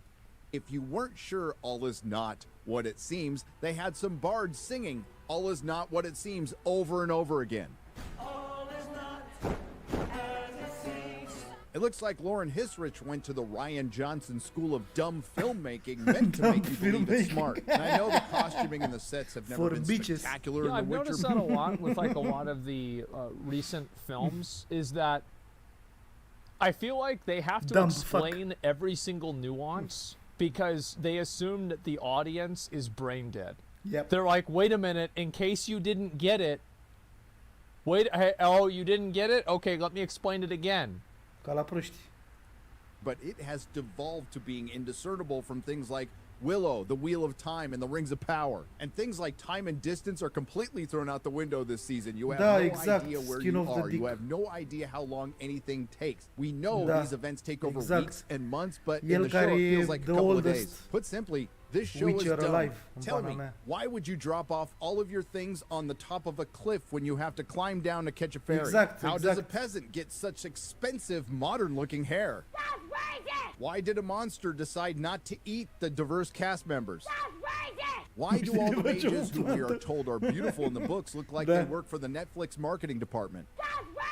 And how much was the budget cut for this season? The CG largely was laughably bad, including the Ciri horse riding scene. This is where we get to see the Wild Hunt, and if you watch Blood Origin, which the vast majority of you didn't, you would know that the mighty and formidable King Aradin is actually just a wafy guy who's mad because his boyfriend died. When the show is an abyss.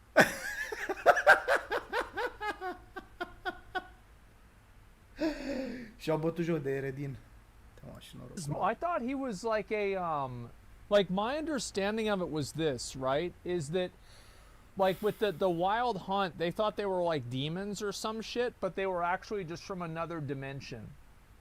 That's what I thought it was. Yeah, isn't that it? Yeah. Sunt elfi pe steroizi dintr-o altă dimensiune. They're elves, basically. Eredin's Genatsu. Yeah, elfi pe steroizi. Pe in the books are just demons. Corticosteroizi. There's a lot more. Oh, wow. The elves are from a different timeline that genocided humans. Yeah, with the conjunction of the spheres or some shit. I think I watched a YouTube video about it. It's incredibly boring, and it's pretty clear Henry Cavill made the right decision. And it looks like the people agree because it is getting destroyed. Thomas S., 1 star. Started off okay, not really, but pacing was strange. Yes, it was. Characters' traveling speed made no sense. Hard to figure out where scenes were taking place. They did that in Game of Thrones too, where like towards the later seasons, I remember like people complained a lot that it's like the characters were effectively teleporting. Yeah. And so much side character nonsense. Păi au dat în loc la Fast Travel. Ce e așa greu? N-au jucat jocul? Cum ăștia n-au auzit de Fast Travel?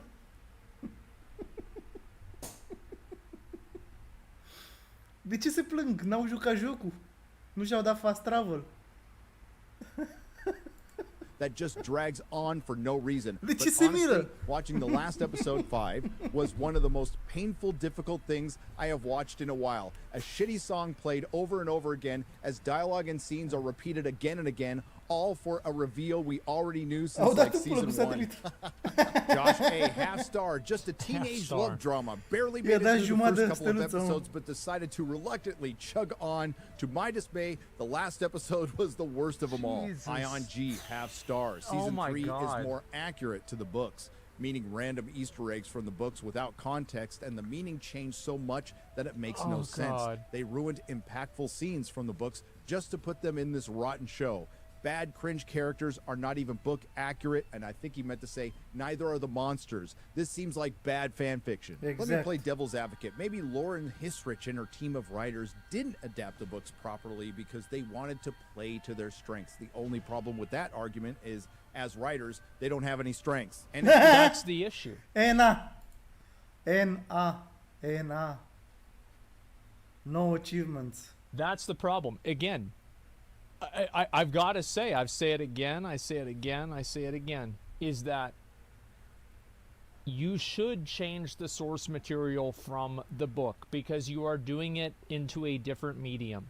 That's why I think a lot of all of the anime adaptations that I've seen are garbage, because the anime isn't film. You can't one-to-one it. Like, it almost never works. Stop doing it. You have to adapt it. But you're adapting it wrong. That's the issue. You're doing it wrong. Become abundantly clear, Lauren and her team can't write men. But to be fair, they're only slightly worse at that than writing women. I'll remind you that we are going into the 3rd month of the writers' strike, and I would Oh, actually, the executives, the big shots in Hollywood actually have a way to solve the problem with the writers' strike. What they're going to do is they're going to wait for all. They said this, that they're going to wait for all the writers to go broke, and then they'll come back because they won't have any money. No, they're just going to let them die. Trăiască capitalismul. That's literally what it was. Like, that's horrible. Yeah, there it is. It is what it is. Also like to mention that I've spent the last couple of weeks watching things like Strange New Worlds, The Flash, Secret Invasion, Indiana Jones and the Dial of Please don't watch Secret War. Don't. It's waste of time. They suck.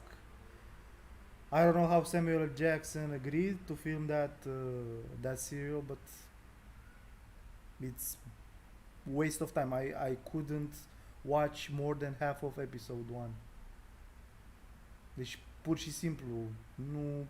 Dysentery. And now The Witcher Season 3, and I'm just gonna say, don't you're do it. not making a good case for yourself. Relax. Go ahead, Don't do it. stay on strike. No. I don't even care what happens in the second half. The Witcher Season 3 is awful, and this show is dead. Yep. If you like what you heard, please like, share, and subscribe. If you didn't like what you heard, thank you for listening this long. Dar I lasă will că- see you in the next video. Chiar dacă e serialul mort, găsesc băieții niște scenariști, niște din ăștia care joacă Necro la Diablo 4 și aduc băieții la viață. Nu e problemă de războmban să fie. Nerdrotic.com. Yeah, I think that's true. People are just fucking. I think losing the main actor is just like, that's just so bad. Like, just categorically, that's such a bad thing to have happen. That's awful. Some bad shows and movies equals all writers are bad. I think there's been a number of people. This is kind of like a vibe that I've gotten, and tell me if you feel the same way or not.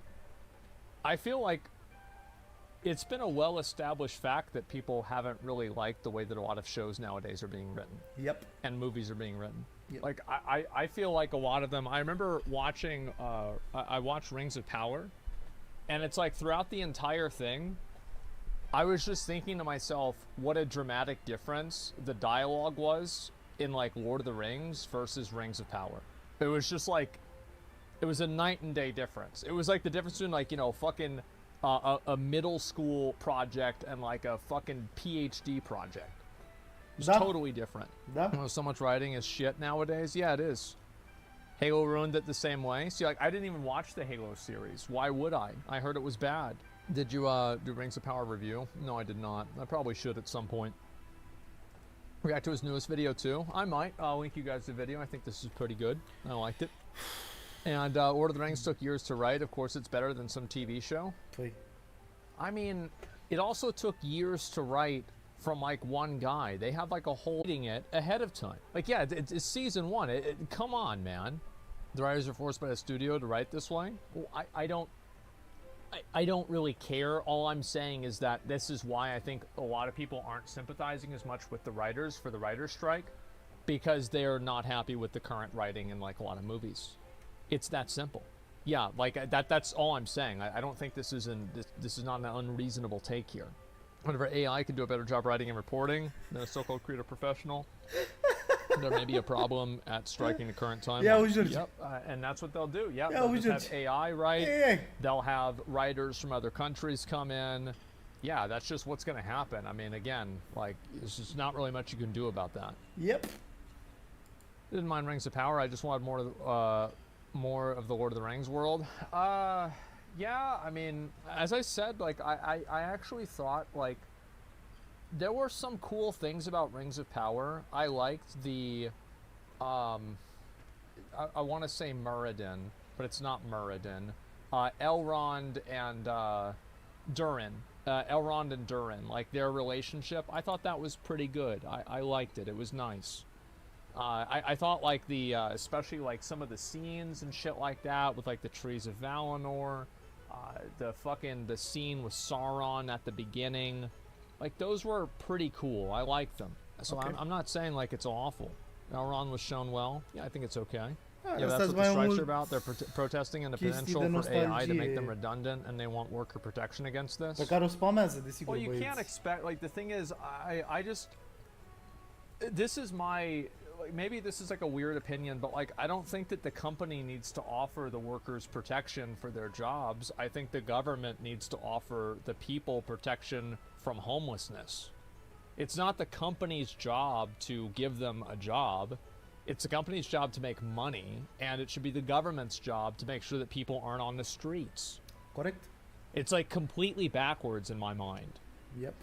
No, maybe I'm wrong about this, but I think that's the, that's who should be responsible for what. Can't expect companies to willingly go against their profits. Yeah, but government will never do that. I mean, I think government does that in other countries, but also, like, the world is changing a lot, and if you can't adapt with it, I think that's a bad thing. That's what I think the issue is.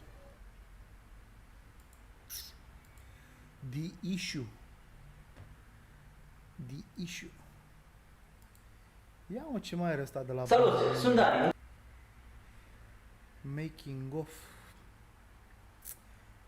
Despre cocalari. Acum 10 ani.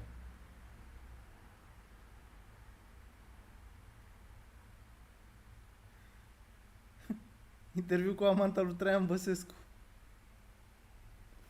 Băi, Lău, unde am intrat, frate, aici?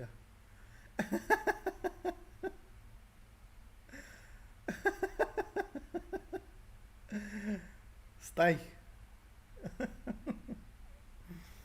Stau. Dar parcă aș da click pe asta. Despre cocalaria, 4 minute.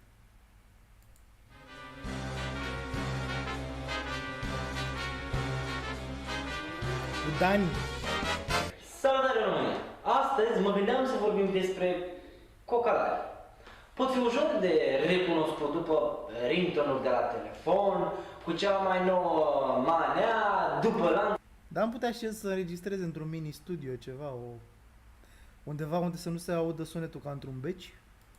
De 5 kg de la tână la gât, după freza și gelul din cap, după portofelul de 1000 de euro de la Gucci, scris cu un singur C, îi poți vedea pe străzile de tipi ale Bucureștiului, cum ar fi dorobanți, în mașinile lor albe, cu geamurile deschise, cu muzica la blană, cu ceasul fake Rolex la mână, cu ochelari de soare pe nas, deși e noapte. Ce contează? Să vadă lumea acolo că are ochelari omul, nu?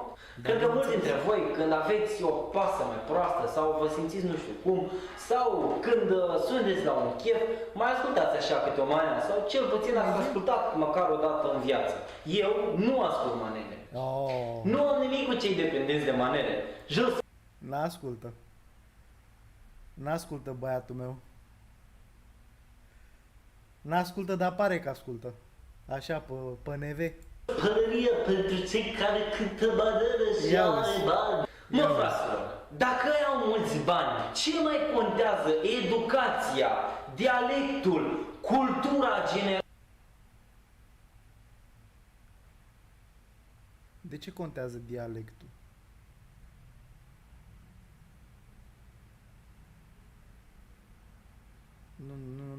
Nu prin pe asta cu dialectul. Acum, eu nu-i fac pe toți cu calari. Cine Gen dacă ești moldovean ești prost, am înțeles. se simte. Și din câte știu eu, marea parte din ei sunt mai bruneți, așa. E și rasist. Mi s-a părut un pic. Când a zis atunci de dialect, dar acum am certitudinea. Mă, mâncați și tu vorbești de țigare mirate în emisiune? Nu, mă, ce băi, tovarășe, eu din contra vă fac o reclamă bună, dar să știi că poți fi vocalar și dacă ești română, nu mai țigan. Făceam așa o referire în general, dar să nu uiți să dai și bani. Da, cumpăr fiarele și și pe tine la rebat cu ele. Da, fiarele noi nu cumperi? Câte chile? Ultima dată aveam vreo 65 de kg când m-am cântărit. Unde le-ai? Ce s-a? Fiarele. Nu am, era doar o întrebare. Are ceva scris în colțul din stânga? Erau prea multe linii de memorat, am înțeles. Mâncați și îmi dai 65 de kg de fiare, dacă nu, îți iau gâtul. Bă, dacă nu dai pace, chem poliția. Dacă chem ce, mă? Îi dau 1000 de euro și mă duc să stau groapă. Și, băi, ți-am zis că n-am fiare vechi, mă. Atunci dăm noi. Bă, ok. Ți-am zis că nu am fiare vechi. Deci fii atent, uite, te rog frumos, uite, ia decor, uite, lumini, cameră, tripied, scaune, laptop, lumini. Și totuși n-a avut bani să închirieze un fucking mini-studio să-și înregistreze sunetul. Ia tot și lasă-mă în pace, ok? Mă lași în pace? Bine, mă. Ok. Da, uite, ia acolo. Astea? Da, tot.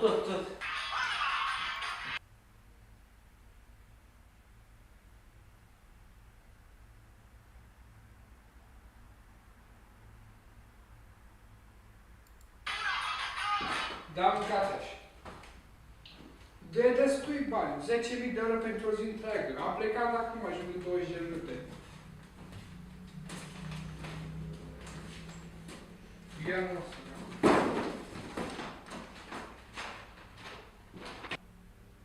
Deci, dragi prieteni, ceea ce vreau să vă zic, dar nu mai este cazul.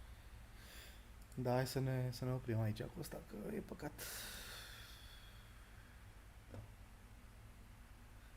Este păcat.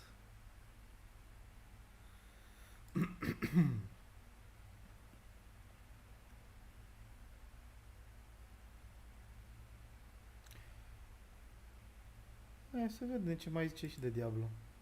Why is Diablo 4 so bad? Uh-oh. Uh-oh. It's because Lilith's boobs aren't big enough. That's why.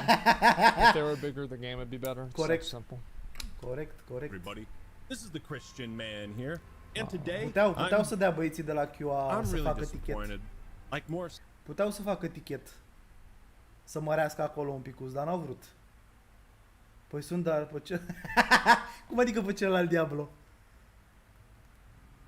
Care pe celălalt Diablo? Știm noi mai bine? Care pe celălalt Diablo? Hai că știi tu. Mă, care celălalt Diablo? Să nebunesc dacă știu despre ce e vorba. So than usual, because Diablo 4 started off so strong. Blizzard hooked me in. I was invested in the story, in the gameplay. Foarte mișto povestea. I guess I wasn't a fish worth catching. I'm just a lowly sea bass in Vorbeam noi Animal acum Crossing, ceva worth only 120 bells. I guess the reason I use this in Oh, bells mean dollars because you probably got the deluxe edition. You see what I'm saying? analogy is because I've accepted that I'm no longer the target demographic of Diablo games. I've realized that Blizzard ain't making these games for people with my kind of interests. In truth, the tastes of modern gamers has evolved and changed, and Diablo is more profitable than it's ever been. Yeah. That doesn't necessarily mean the games are better than they've ever been, and I'll die on that cross. Okay. So, yes, you read the title right. I don't like Diablo 4, and I think it's a bad video game. That is my personal opinion. If you enjoy this game, don't let me change your mind, okay? If there's one thing I love, Wait, hold on. it's the sight of blood. You know, I Diablo 4, there are actually think I like this game. I'm not here to police your entertainment. You like what you like, that's fine by me, man. What I'm here to do is whine, bitch, moan, and complain into the Numai ether bere. like an old man. Like an ancient Vrei să-ți Herodot who trimit eu un can't glovo? understand why everyone's forgotten the old ways. I really wanted to like Diablo 4, but the longer I played it, the Vrei more I să-ți came trimit to eu un glovo cu un despise it. six-pack? But before we jump into hell, this video is sponsored by Rocket Money, an all-in-one finance platform that helps you save more and spend less. This finance app allows you to manage subscriptions, lower bills, build Do the people do this where they just have like a bunch of subscriptions to shit they don't even know? I didn't know this was a thing. custom budget and grow your savings all in one place. What I love about Yeah, Rocket Money is I've always been super stingy with my fucking money, so I never do that. I don't have to go to 1,000 Și ai și different mașină. places to see what I'm spending all the time. It makes it very quick and easy to manage and or cancel them. I guarantee you everybody watching this is paying some kind of monthly subscription that Și are they și shouldn't mașină, be or chat. don't need to. Rocket Money can help lower your bills and you can monitor your spending by setting up custom budgets. No more gambling my life savings Nu, on nu CS:GO skins. ziceam Am I asta, right, ziceam fellas? să I iei also berea. like to use Rocket De Money băut to o bea avoid acasă, paying nu pe drum, taxes. nu fi Just nebun. kidding. I love the Drive government. safe. To save more and spend less, join the 3.5 Be responsible. million members using Rocket Money today. And your boy Don't be has got the carterista. hook up. So go to rocketmoney.com Da, ai băut, /Axman te or duci pe click jos, the link băiatul in the meu, un description kilometru to get slăbești. started for free. That's rocketmoney.com O jumătate de /Axman to oră get dus, o started jumătate de for oră free. întors. And now for something completely different. Asta dacă mergi They should normal. probably use as like if they Lăsați, want to sell this lăsați, product, they lăsați. should probably use the comparative value of Și cu the câinii amount ce of facem? subscriptions that you could remove and audit poate as zice. a comparative value versus the subscription cost. Like if I was marketing this product, I would do it differently. Dar mai sunt probleme cu câinii That's în what I would România? do. Because then they could have Nu they could știam. sell it as in like you're using this product to save money. So let's start with the positives. The combat in Diablo Well, 4 nice is to- very fluid and fun overall. It feels good to slaughter hordes of demons with lightning bolts. Mm-hmm. Now, I didn't play much of 3, but between Diablo 1, 2, and 4, this one might have the best enemy design. I can see what the problem is. I can see why he Primăriile didn't își like fac it. averi. Oh jeez. Oh boy. Asta rof. I mean, A fost greu de băutut ăsta. Design in the series, or at least the most interesting. In the early game, leveling up is extremely satisfying. When I saw this big skill tree for the first time, I just thought, I can't wait to max this out. Oh, yeah. And one thing I Pentru really do 10 appreciate generații is that lejer. boss fights are more about dodging attacks instead of like the classic brute force. Is my number bigger than that boss's number? You know? Because it adds a much greater emphasis on skill and strategy. A lot of boss fights in D1 and D2 I didn't even know he could have that many. So he can have a. Wow, so you can have that many pools? See, I never played a druid, so the boss wasn't alive this long. This is crazy. Yeah, I had no idea. Wow. Those are druid mechanics? I see. It makes a lot of sense.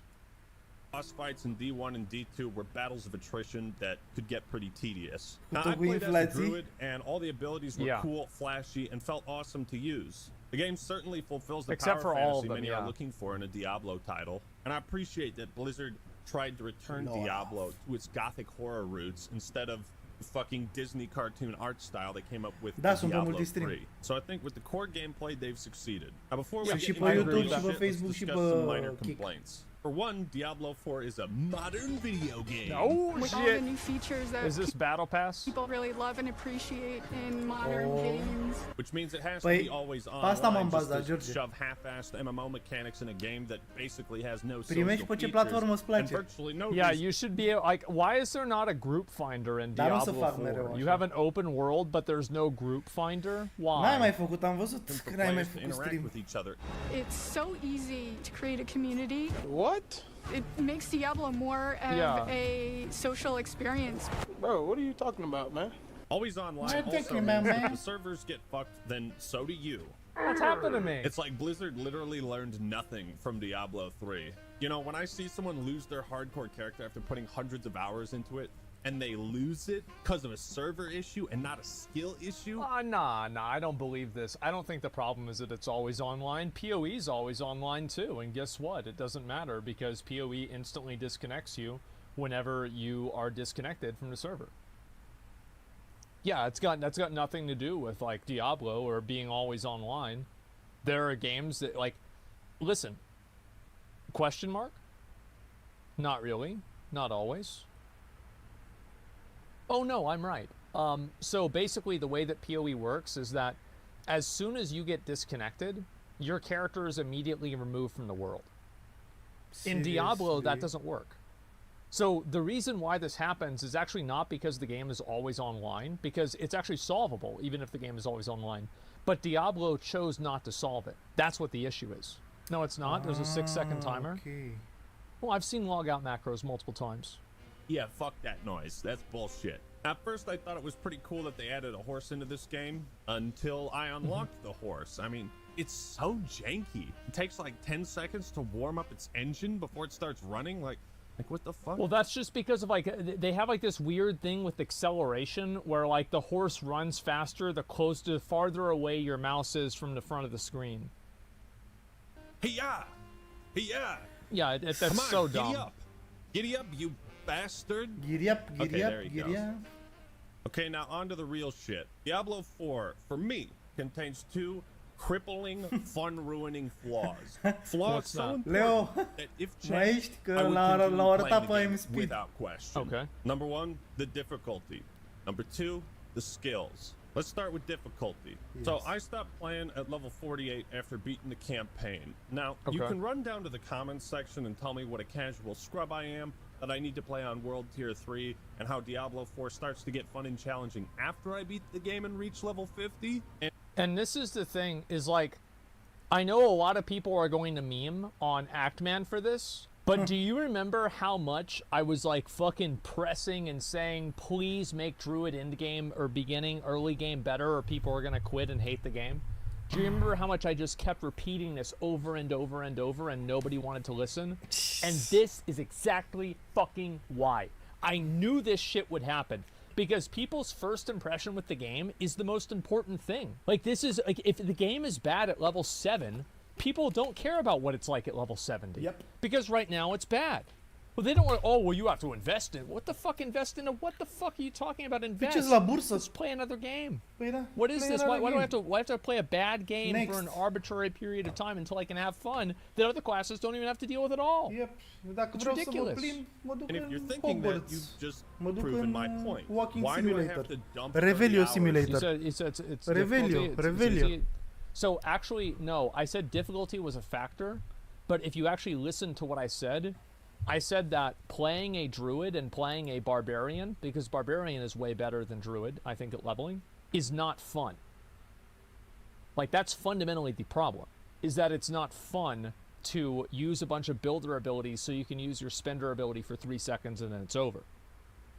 So it's not about, because he played it on World Tier 2, he could have played it on World Tier 1 and it would have been easier. Yeah. It's that the character doesn't play well. Yeah. Into Diablo 4 simply to unlock a difficulty option that suits my skill. What's this? And if you're thinking that, you've just proven my point. Why do I have to dump 30 hours into Diablo 4 simply to unlock a difficulty option that suits my skill and experience? Well, because that's how it's always been, Actman. Yeah, you're right. The big difference is in Diablo 1 and 2, the games weren't this easy. In D2... Really? I fought Endario in Diablo 2 and I stomped the shit out of her. It was a joke. No, I remember killing her because I killed her in the beta for Resurrected. Yeah, it was a joke. I don't know. Never You had played. some extreme difficulty spikes. Eu am început The base cu- game is so ridiculous. Diablo 3, was there anything hard in Diablo 3? De fapt, nu am jucat 2. Belial M-am was încăcat. kind of hard. M-am încăcat. Am jucat 2 până la Contesa. I Am bătut don't Contesa really și think so. primul chapter. I na. think Diablo 3 had the exact same issue. And I think also Path of Exile has the same thing. Like Path of Exile, if you know how to play ARPGs, Path of Exile will be easy. Easy that by the time I got to that climactic campaign will finale be. in hell, I was bored out of my mind, begging for it to end. After an experience like that, why the hell would I keep playing? I did end up doing the first capstone dungeon, and for whatever reason, that was like a light switch. It's like, Sincer, oh my god, I'm actually dying to boss mechanics and not just cheap gimmicks like... Bă, adevărul e că și eu dacă nu mă ajuta Sanji și Obuz să termin campania și să mai fac niște dungeon-uri, îmi băgam de mult picioarele în Diablo, sincer. Deci, partea asta de co-op, multiplayer, să zicem că m-a ridicat, da? Că m-au cărat băieții ăștia. Dar nu n-aș fi terminat jocul, îmi băgam picioarele de mult. Băgam picioarele în el de joc. Preferam să mă duc să dau Expelliarmus și Revelio. Să mă duc să hrănesc Pokémon. Din aia, Griffin, să stau să...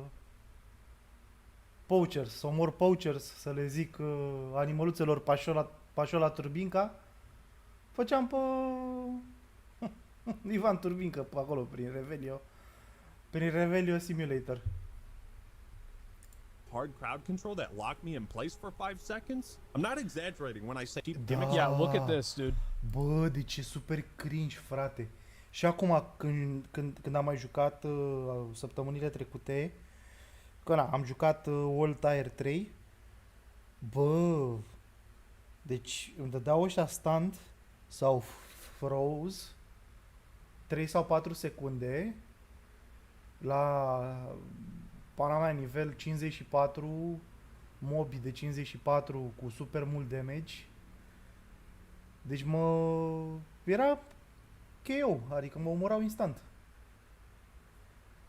Dacă aveam doi mobi cu care trebuia să mă bat și aveau freeze sau stunt, mai bine dădeam quit la joc. Eram mai liniștit. Was like a light switch. It's like, oh my god, I'm actually dying to boss mechanics and not just... Watch how bad this is. There's no visual indicator of when this CC is going to be over. Yeah. Cheap gimmicks like hard crowd control that locked me in place for 5 seconds? Yeah, I'm not exaggerating It's when I just say garbage. every single death I had, Exactly. besides this boss, was from hard crowd control. Yeah, the hard game crowd. had to stop me from moving in order to kill me. Yeah. This capstone dungeon was like the highlight of my playthrough, likely because I was underleveled for it. So why is this game so... Well, he'll be happy to know that after he finishes that, he'll be going right back to farming the same bosses he was doing before. Yeah. So easy. In Diablo 4, literally everything scales with your level. The cost of items and upgrades, strength of enemies, gear. Yeah. Ceea ce It's nu e funny rău. because every quest has a level recommendation next to it, Nu e yet it's rău. always the same as your level. So it's like, what's the point? This does provide some I think positive there's some minimums, right? benefits. It makes it easy to play with friends of higher or lower levels. You don't have to worry about your buddy who's played for 600 hours one-shotting everything and robbing you of the gameplay experience. Yep. Yeah. Another nice touch is that you don't ever out-level quests, dungeons, or the main story. So Yeah, I'm going to have a really unpopular take, is that I think that the level scaling does more good than harm. I do. Yeah. I know people are going to disagree with that. They're going to say, no, it's actually bad. I think it does. Corect. Da. Diablo is not a game that is like a super hardcore game. The campaign is not meant to be a massive challenge to begin with. Exactly. And I think that it's really designed for people to play with their friends on, you know, some couch Ce-am co-op zis mai shit or devreme. something like that. Ce-am zis mai devreme. I think that's really why it's there. It's not there to make the campaign more of a challenge or anything like that. Yep. It is. Like, I'm sorry, but like Strong that's just point. the way that's just it. Strong point It's of true, view. but it's also boring as fuck. You could say that. Yeah. Diablo's not a co-op game. I mean, it's being designed in a way that it's easier to play with your friends. Exactly. Like, there are a lot of games that have scaling for this exact reason. Like, it's just what I think. I think the scaling is more of a positive than a negative. you can progress these things in any order you want. However, the drawbacks to the scaling difficulty are so flagrant and obvious, I can't believe more people aren't talking about them. You understand what it actually means for the entire game to scale with the player's level in an RPG? It means that the challenge stays virtually the same from start to finish. Why is this a problem? Well, it's going to take a good long while to explain, but if the only available difficulty option is easy as balls, then you'll be begging for the sweet release of death.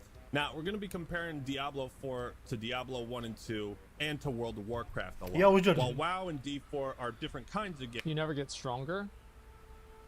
I mean, but you do. Like, I mean, you do. You do get stronger, you don't feel stronger?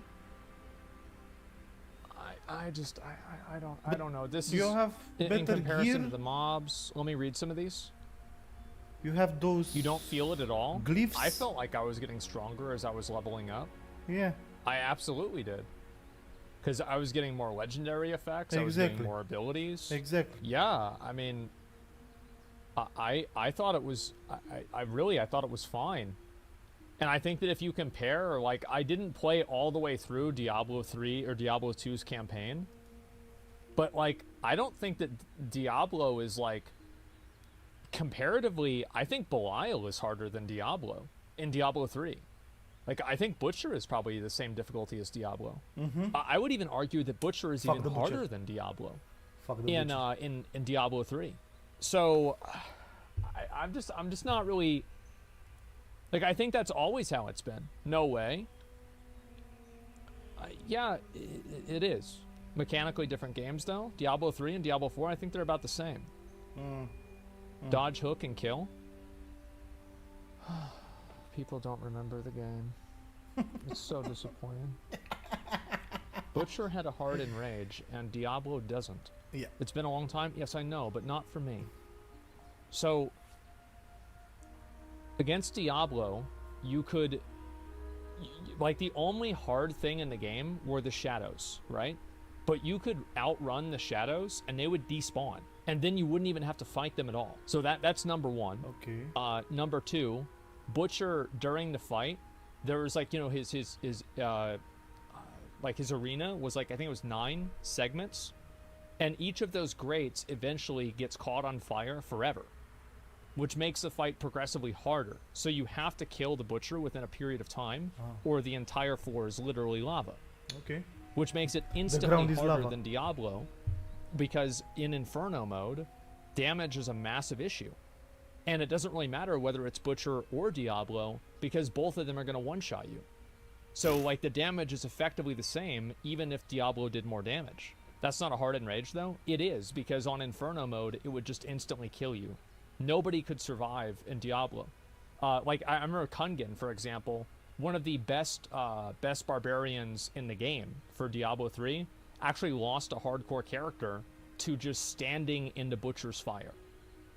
And that was like a maxed out barbarian for Act 1 Inferno. And it just killed him in like 2 seconds. So it was a hard enrage. So, like, again, I'm just saying that the Diablo 3 bosses...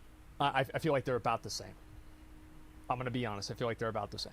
How do you remember that Kungan death? Because I have extremely good memory. I remember all of these bosses. That's why whenever people make these comparisons, they're just not accurate. Like, that's it. They're just simply not accurate comparisons. I don't know what to say. Games, the core mechanics that make an RPG fun and satisfying to grind, I feel, are the same. So let's imagine if World of Warcraft was more like Diablo 4. Picture this. You just spent a bunch of time grinding levels, doing dungeons, raids, getting the best gear, becoming stronger. You go back to the starting area, and guess what? That boar you fought at level 2 takes just as many hits to kill as when you're level 70. Would you feel like a badass in this situation? No, you'd feel like an asshole. Like you just got duped into wasting your time playing an RPG that fooled you into thinking you were growing and getting stronger. Now, sure, you'd certainly have... So, I do see why he feels that way, but this is the way that I see it. This is the good level scaling, this is the bad level scaling. Let's just use WoW as an example.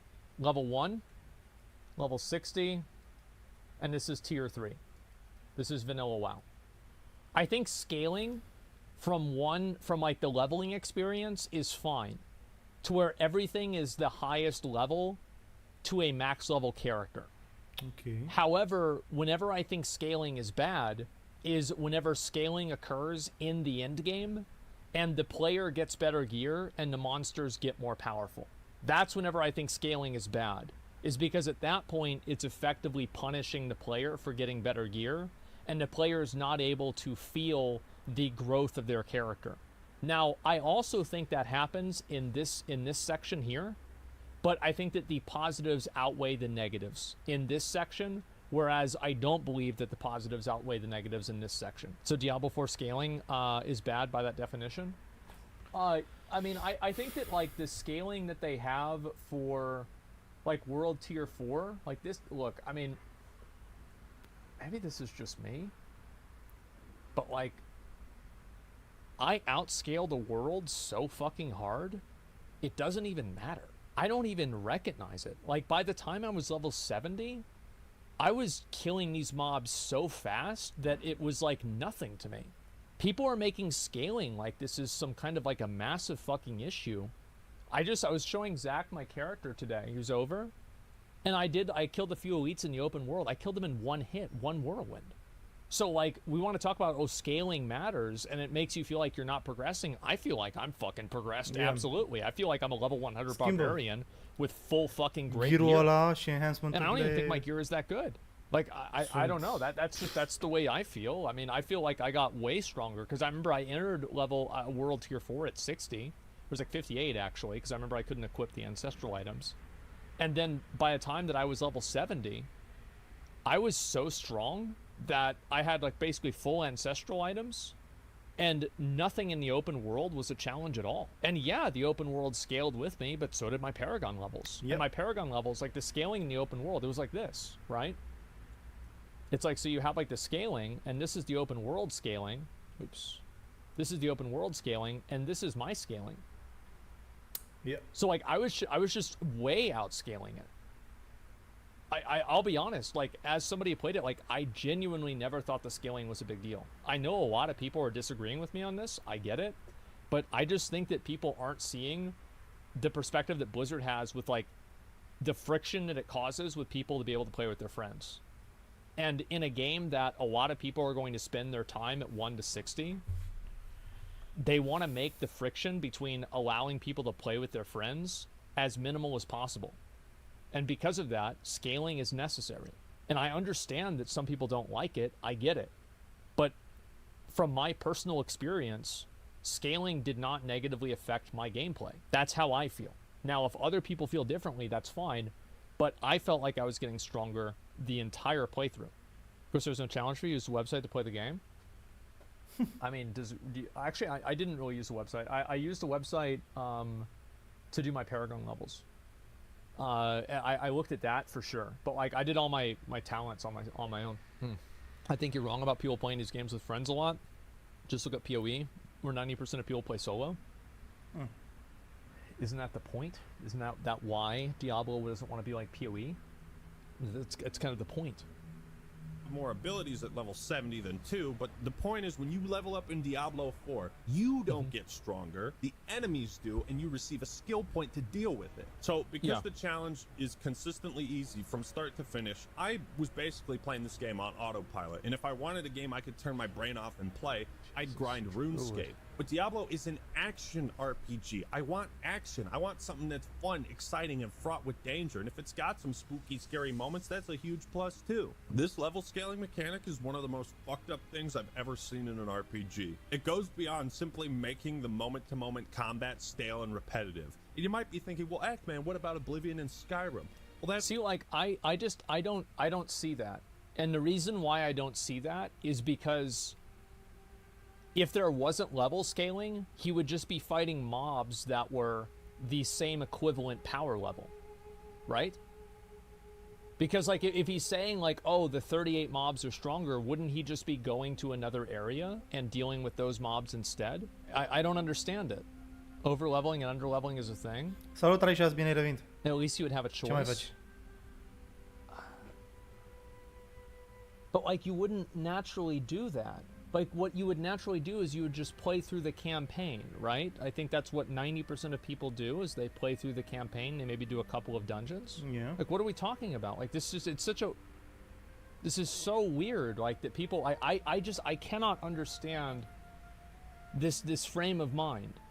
Because, like, in Diablo 3, for example, whenever you would go from Act 1 to Act 2, the mobs in Act 2 were so much harder then Act 1, I might as well have been fucking nerfed. You would dominate Act 1, and then Act 2, you would just get completely annihilated.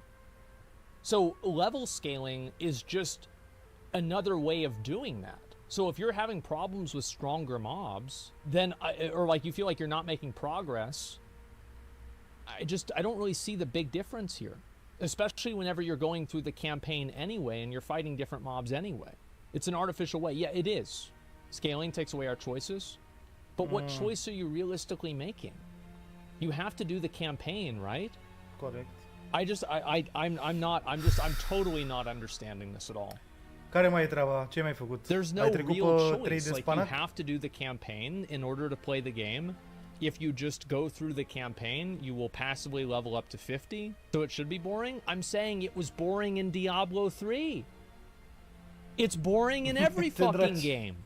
Because it's the same fucking thing. Just because you're killing mobs that are a different color, There's no it doesn't country for really all men, matter. no? Diablo 2 it's not. I know in Diablo 2, I only did the Act 1. I think I did a little bit of Act 2 as well. So you don't agree with them? It's fine. Let's move on. Yeah. I will make it very clear.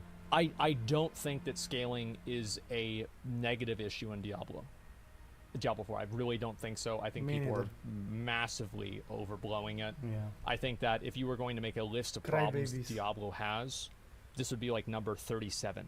Even after level 70? Yes, even after level 70. Because if you're having problems with scaling after level 70, it's because you made a shit build and you're a bad player. It's got nothing to do with the game. It's not the game's fault. Problema e între scaun și tastatură. Nu-i loc? Păi și ce faci? Ai mai încercat Sideways sau te-ai liniștit? To be fair, I think Diablo 4 excels in its enemy design. There's a ton of cool Oh, fuck that. You cannot fucking say that shit whenever that piece of shit is on the screen. Fuck this mob. Fuck that mob. Fuck this mob. Oh, I hate these pieces of shit. Yep. Humans like those spider hosts and the walking ball sacks that spawn flies. The Balrogs return, as do the Fallen. Everything fits a theme based on the area it's in, and I like that. Enemies can spawn in I do like those they mobs. unfreeze in the snowy areas or ambush you when you loot certain chests. Yeah, a lot of the small, intangible type things like that with Diablo 4 are like S tier. They're really good. Enemy movesets are flashy and fun to play around. Nu știu, nu Fucks vine în with cap. the world and level design much more than you'd De la expect. Ubi. Because every corner of the game is now stuck at the same difficulty level. Therefore, no zone stands out or feels more challenging than the last. There is no sense of progression. Again, what if you took this scaling difficulty and added it to Elden Ring? What if you went to Caelid at the start and you didn't get your ass whooped by those giant dogs? Wow. Well, then that place wouldn't be as memorable. The desolate atmosphere and red-tinted sky would betray the tone of Caelid. The land of Caelid would not have this stigma amongst Souls fans of being a challenging, oppressive area of the game. And that's what makes it stand out. You get what I'm saying? When you give players far too much... I do think that he's making a good point with this to an extent, and I think that there should be areas in the game that are like end game plus areas. Like, absolutely. But Elden Ring is a completely different game than Diablo. Correct. It's a totally different explore experience. an open world and you don't gatekeep any sections of it, then they end up having nothing to look forward to and nothing to go back to. It feels like there's no rhyme or reason to what I'm doing in the world of Sanctuary, and it doesn't matter what order I do it in, so it all just feels the same to me. Is this making any sense, or am I just talking out of my Diab butthole? You know how in Breath of the Wild, after leaving the tutorial, you could go straight to Ganon's castle? I mean, you'd stand no chance, but that type of freedom is genius because you're given a sense of progression in the world and the different zones. You're not supposed to be here yet, but the designers still let you.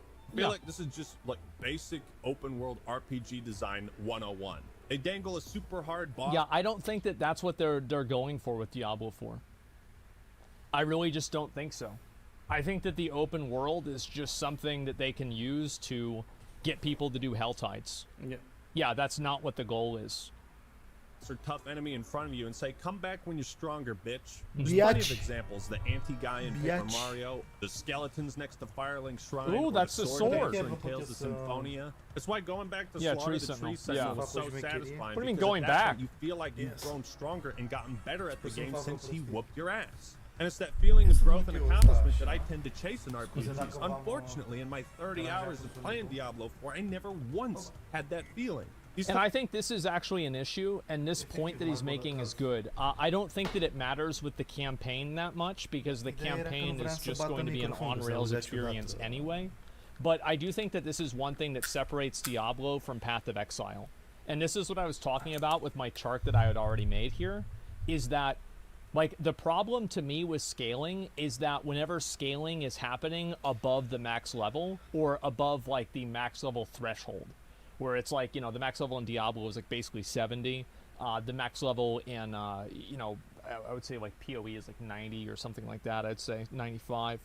And like, imagine if Shaper scaled to like your level, or imagine if Elder scaled. And this is one thing that Diablo 3 missed out on a lot, is that there weren't a lot of fights at max level that you could benchmark yourself against that weren't just harder versions of existing fights. But in Path of Exile, there are a lot of different fights that you can do that have objective measurements of like damage and health that you have to overcome. And I think that's really what Actman is saying.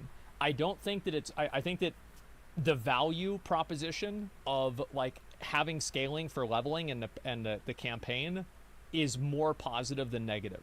However, I think that the value proposition for end game content of having scaling an end game based off of your gear and your level past that, I think is also like it's more negative than positive. So like that's kind of what I mean, and that's why I didn't like Diablo 3, like Reaper of Souls, is I felt like in the seasons there was nothing new for me to do.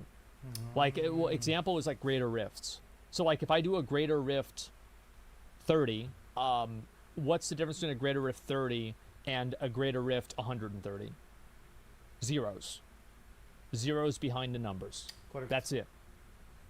And that's the problem. That's why I don't like it. Types of difficulty spikes, they just give me something to look forward to. I need a challenge I can't beat yet, or a super difficult optional boss thrown in my face, a forbidden area I can't access yet. That's what inspires me to grind and get better gear, to see more of the game, right? If you brought Diablo 4's version of scaled difficulty to other RPGs, you'd see how fucking atrocious it is. Like I said, I did the first capstone dungeon at level 48, so I was 2 levels below the recommended, and after 30 hours, like, this was the challenge I'm looking for. The boss is well designed. Dying to him made me pissed. I felt some tension I every got time killed I to got that close attack to too. killing him and was running low on healing potions. My point is, why did I have to beat the game to start being challenged by it? Remember how simple... Because you're really good at it. That's why. That's really the reason. It's because Actman is in the top probably 5 to 1% of players. Yep. That's actually the truth. Most people that play the game are fucking garbage. That's why. And before you say no, that's not true, just remember the infographic that Blizzard put out that said that most players are still on the campaign 3 weeks after the game was released. Yeah. So you honestly, like, is there anybody here who is delusional enough to think that you're the average player while you're staying up at 3 in the morning watching me watch a video about Diablo 4? Get the fuck out of here. What are you talking about? Like, these are all, like, everybody here is a serious player of video games here, basically, compared to an average person. Like, have you ever been, here's a really good frame of reference. Have you ever gone to one of the WoW midnight releases? Did you ever go to one of them back in the day?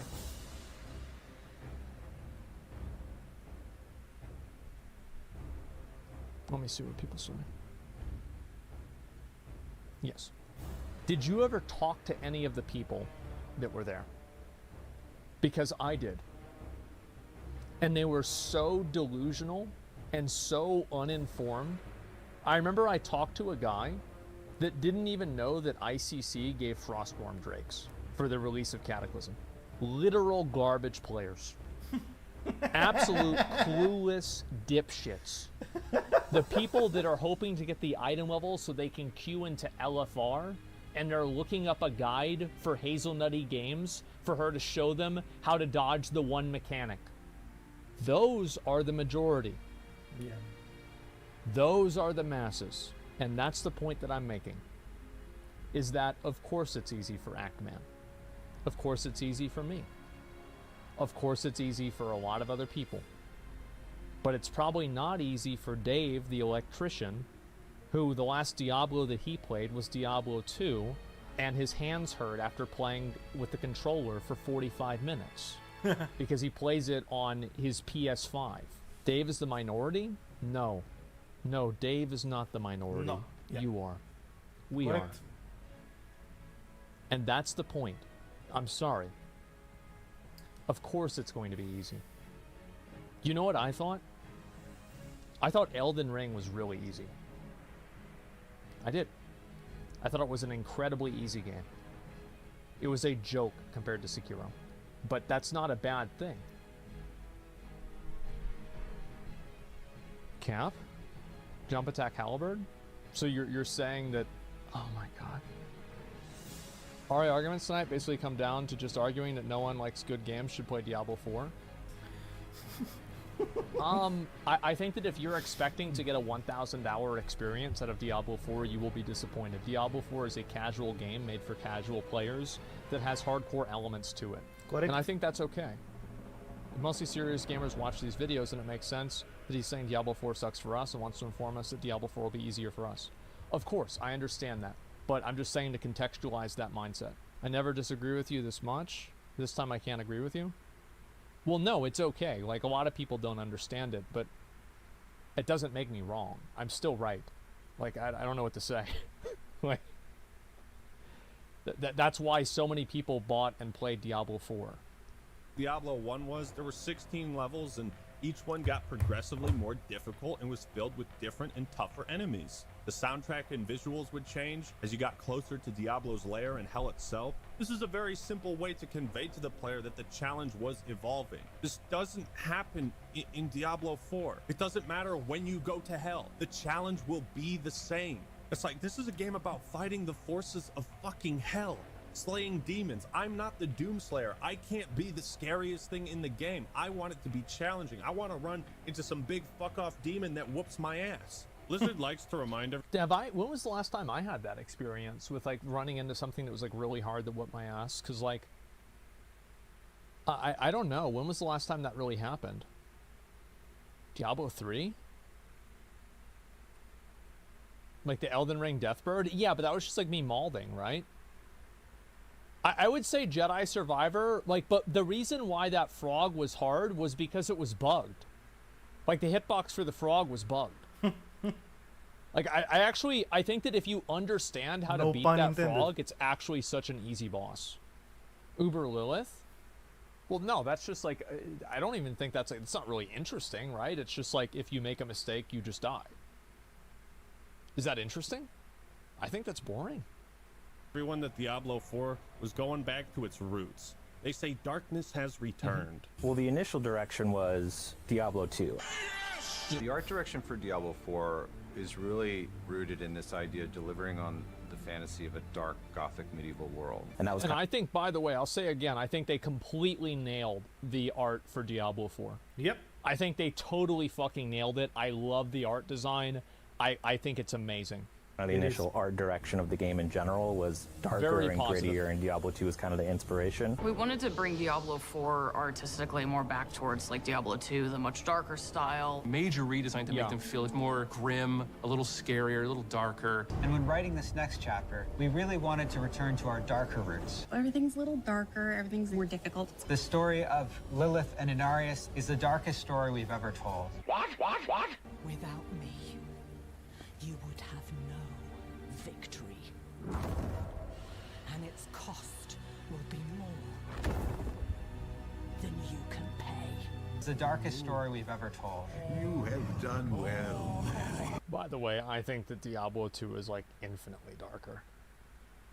It is like it's not even. And by the way, I don't even think that it's remotely close. De la pixeli. Erau prea puțini pixeli. Era paleta de culori mai modestă pe vremurile respective. De-aia se părea darker.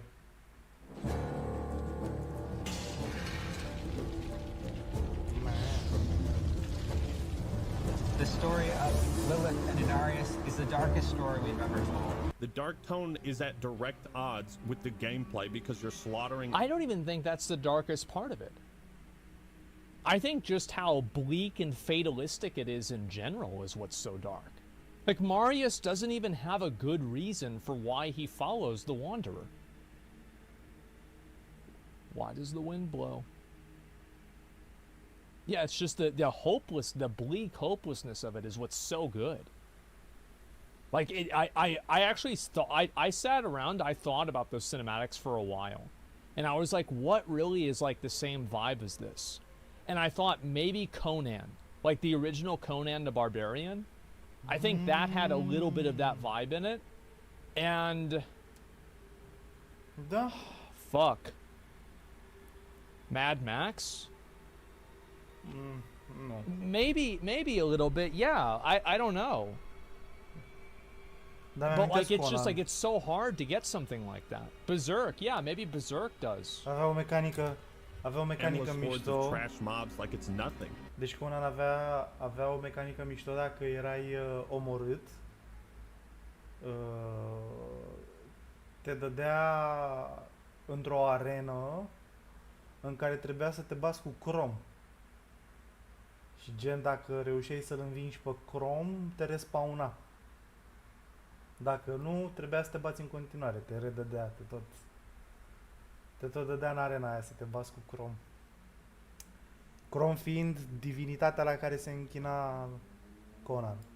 You could compare this idea to Bloodborne or Bioshock or Dead Space, where the gameplay matches the tone of the locations and narrative. You see, the brilliance of Diablo 1's design is there are very few moments where you can let your guard down, even at the start, because even the trash mobs can surround you and kill your ass. This made exploration in Diablo 1 very tense and methodical. It was an action RPG, but it also felt like a survival game. But this whole aspect of surviving the forces of hell started to become more and more irrelevant when they released the second game. The issue with Diablo 1's design is that it doesn't fulfill the power fantasy modern gamers are looking for in a Diablo game. Like I said, the tastes have changed, and I accept that. Diablo fans nowadays want to kill hordes of demons that fill up the entire screen, and they want to feel like a badass. The problem I have with this is it makes most fights with basic enemies feel totally trivial and pointless, because they serve no actual threat. Now, this doesn't bother me in normal RPGs where you out-level enemies, but because of the scaling, that's not a thing. At some point, I realized that fighting random enemies on the way to a quest was a waste of time, because the quest itself will give me demons to fight, so I might as well skip all combat in the open world entirely. You see, it's not enough That's to why make you a have the somewhat horse. linear ARPG Come that on. progresses and challenged through 5 different acts. They need to make Dude, I need to play the Diablo. I need to play the Diablo 2 campaign. I have to do it, man. Like, if the Diablo, like, I need to fucking do this, because I want to be able to compare it to Diablo 2, but I only have Act 1. I need to play this just to see, because like I don't know what it's gonna be like. I think I know what it's gonna be like, but I'm not sure. Diablo game into some sort of endlessly replayable grind fest in order to maximize player retention and justify a live service business model. Diablo 2 was more open, but it was segmented, you know? You couldn't just run to the Act 5 area at the start of the game. If they had to have the open world, I would have suggested make the campaign somewhat linear, and then once players beat the game, the world opens up. But there would be a lot more to it than that. The point is, when Isn't that kind of what happens? Like, I don't know. I think that's what, like, in my mind, that's what happens, right? Or maybe I'm missing something. No?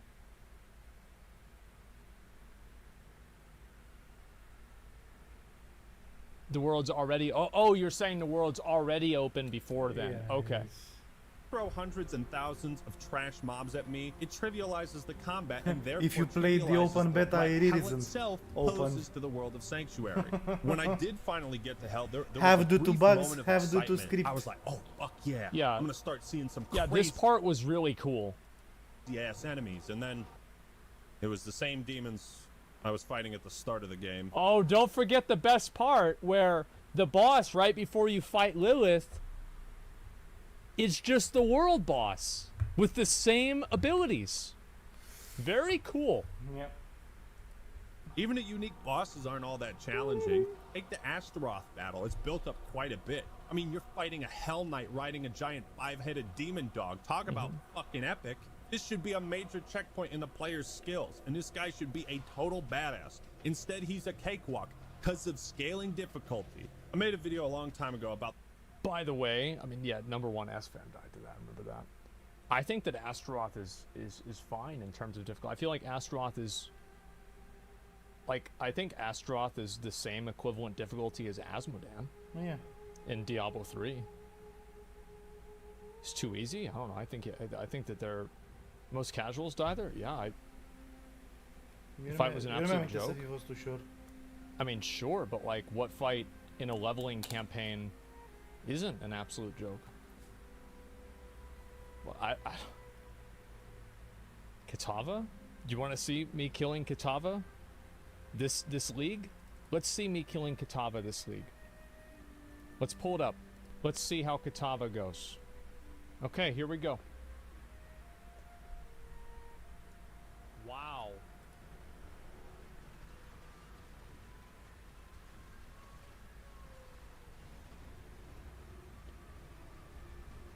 One ability. E ca bossul din Mass Effect 2. Uh-oh.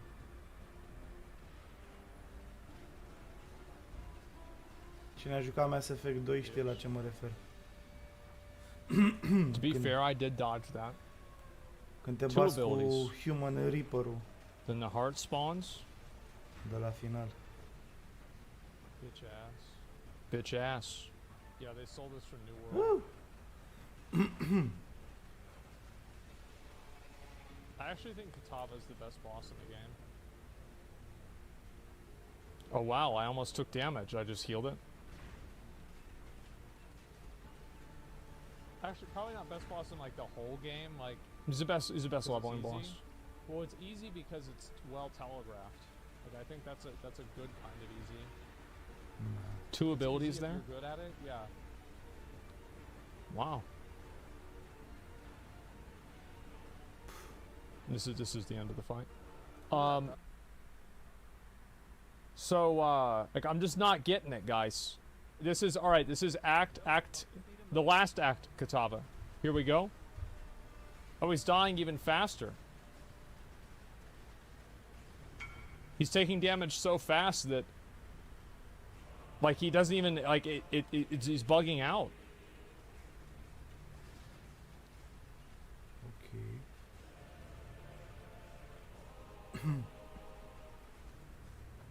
Meta build. Oh, so now.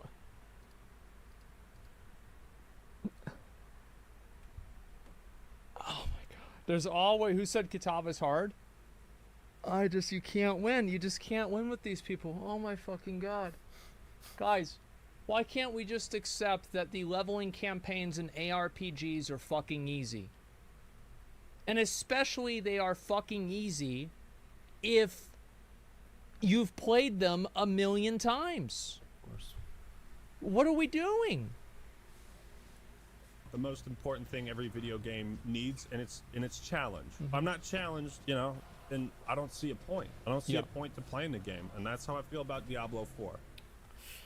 I might have been willing to grind to World Tier 3 and deal with the game's lack of difficulty up to that point if it weren't for the second crippling flaw, the skills. Now, at first I was having a blast with this game, and every time I leveled up, I was super pumped to spend the next 5 minutes looking at the skill tree and carefully considering what I would put my point in. I felt like my playstyle was constantly Where's my point expanding until I unlocked my ultimate. Once you do that, the game becomes extremely repetitive as your playstyle is set in stone from then on, and you're only investing points in passive bonuses and stat increases. Sure, you can respec and swap out skills, but you're only allowed 5 abilities and a basic attack. Once you max these abilities out, you can only move laterally, not vertically. You can't expand your playstyle or your arsenal of tools. You can only swap things out. Does that make sense? Yes, this limitation. I wish there was more customization in the talent tree. I think that there's too much customization in the Paragon tree, and I don't think there's enough in the talent tree. It's like too much in the Paragon tree. Like, it's massively fucking complex, whereas the talent tree is like just so obvious that I just think it's kind of boring. Does create trade-offs and forces players to think carefully about what to invest in and what type of playstyle they want. But I remember Diablo 2 doing this exact same thing and letting you have 8 abilities and a basic attack. And shit, 2 weapons you could swap between. Shit, man, even the original Diablo let you have, what, like 30 different abilities and magic spells? I guess this 5-skill limitation in Diablo 4 if you want more bother me weapons, so play much if it Barbarian. was What the heck? You should have played a Bard. You've only got Exactly. 2 skills. so tedious to change build, right? If you get to a super high level in Diablo 4 and decide to change your playstyle, you better have enough gold to change it back in case you hate it. Because there is no loadout system, which I think would work if you could purchase like loadout slots and you could swap those out at the stash. I'd probably keep playing the game if that was a thing. But right now, it just feels like Diablo 4 is insistent on restricting the most fun aspects of its gameplay. Is it? That is a very good fucking point. I completely agree with this. Abso-fucking-lutely. There is no reason, like the Paragon respecs and like having loadouts, etc. This should absolutely happen. I completely agree with this. For balance? Balance for what? PvP? Who the fuck cares? WoW lets you use like 500 different abilities. Balance for PvE? That's a laugh. We just established the game is too easy up until you hit level 50. Maybe it's the forced player. I think the game is too easy until you do Uber Lilith. I think that's the problem. I think the game has no challenge at all until you get to the last boss in the game, and then every attack she does one-shots you with questionable hitboxes. I don't really think that, I don't think Elias is that hard. Somebody says the Whirlwind Barb. I know. And every other class is better than that. So what does that tell you? You've done a 90+ Nightmare Dungeon? No, but what's new about that? Is there anything special in a level 90 Nightmare Dungeon that's not in a 60 or a 70? What's different? I'm pretty sure it's the exact same boss, right? Yeah, there's more zeros at the end. Right, okay. So there's nothing. To make trade-offs, and that seems more likely, but come on, man. It's boring. The main cornerstone of D4 is play your way. Between all of our different systems, you can really create a custom character in ways that was not available in previous Diablo titles. You're a liar! You're a liar! In the eternal conflict between the high heavens and the burning hells, Diablo 4 offers you more choice than ever before. This too is false. Because I'm curious, how many builds did barbarians have in Diablo Barack 2? Obama. Like, how many, like, effective, like, good builds did they have? 10? People are saying 10 plus. Other people are saying 3 to 4. Less than 5. Yeah. Same as this game. Yeah. Like, barbarians have Whirlwind, Hammer of the Ancients. They have Thorns. And I think there's, like, one more. Is there one? Double Slash. Yeah, Double Slash. Bleed. Yeah, Rend. Yeah, there you go. I think that's about the same. We have Other all classes these could be different ways though. to make your own character. There's a lot more possibility compared to previous titles of how you want to play, how you want to build your character. Liar! See, I had this fantasy of being a lightning-throwing, shape-shifting druid. I wanted to have a hybrid between those two builds, but I had to settle for just the lightning. Why can't we have more hotkeys? Is it a technical limitation? Like, because they're making... I definitely agree with this. I think they should have made your ultimate ability something that was off the talent tree that you get to decide independently in the same way that you can with Lost Ark. I really like how Lost Ark has a separate button dedicated just for your just for your ultimate ability. It's made for console, so you're saying that console can't have another, like, you can't, like, console, like, controllers have, like, why can't you just hold like R2 and L2 at the same time and it does your ultimate? Like, what the fuck? What are you talking about? Like, Final Fantasy 14 works on console. You think they can't, like, 6 buttons is the most they can add on a console? Get the fuck out of here. No. You can use control on Lost Ark, yeah. It's just ridiculous. The game for consoles too? Well, that doesn't make sense because Dragon Age Origins, Fable, and other exactly. RPGs have had workarounds for that issue. But that let's look I at had in another mind. top-down RPG that's also on console. Divinity Original Sin 2, one of the greatest video games ever made. You can invest points in the memory stat to unlock more skill slots. There's no limit, and you can do this with 4 different characters. Oh, and so this is on controller? Okay, so this completely proves my point. Yeah, they should make a special slot just for your ultimate ability. Because, like, I just want to be able to use, like, that one ability. What's the ability they call, like, Iron Maelstrom? I think that's, like, the coolest barbarian ability. It's so awesome. It's literally like that easy, or at least it would be if when you leveled up you can invest points in attributes, but you can't do that in Diablo until level 50. What the fuck? What were they thinking? Look, these are two radically different kinds of games, but the point is, as someone who's played a fuck ton of RPGs, I have a lot more fun with this than this.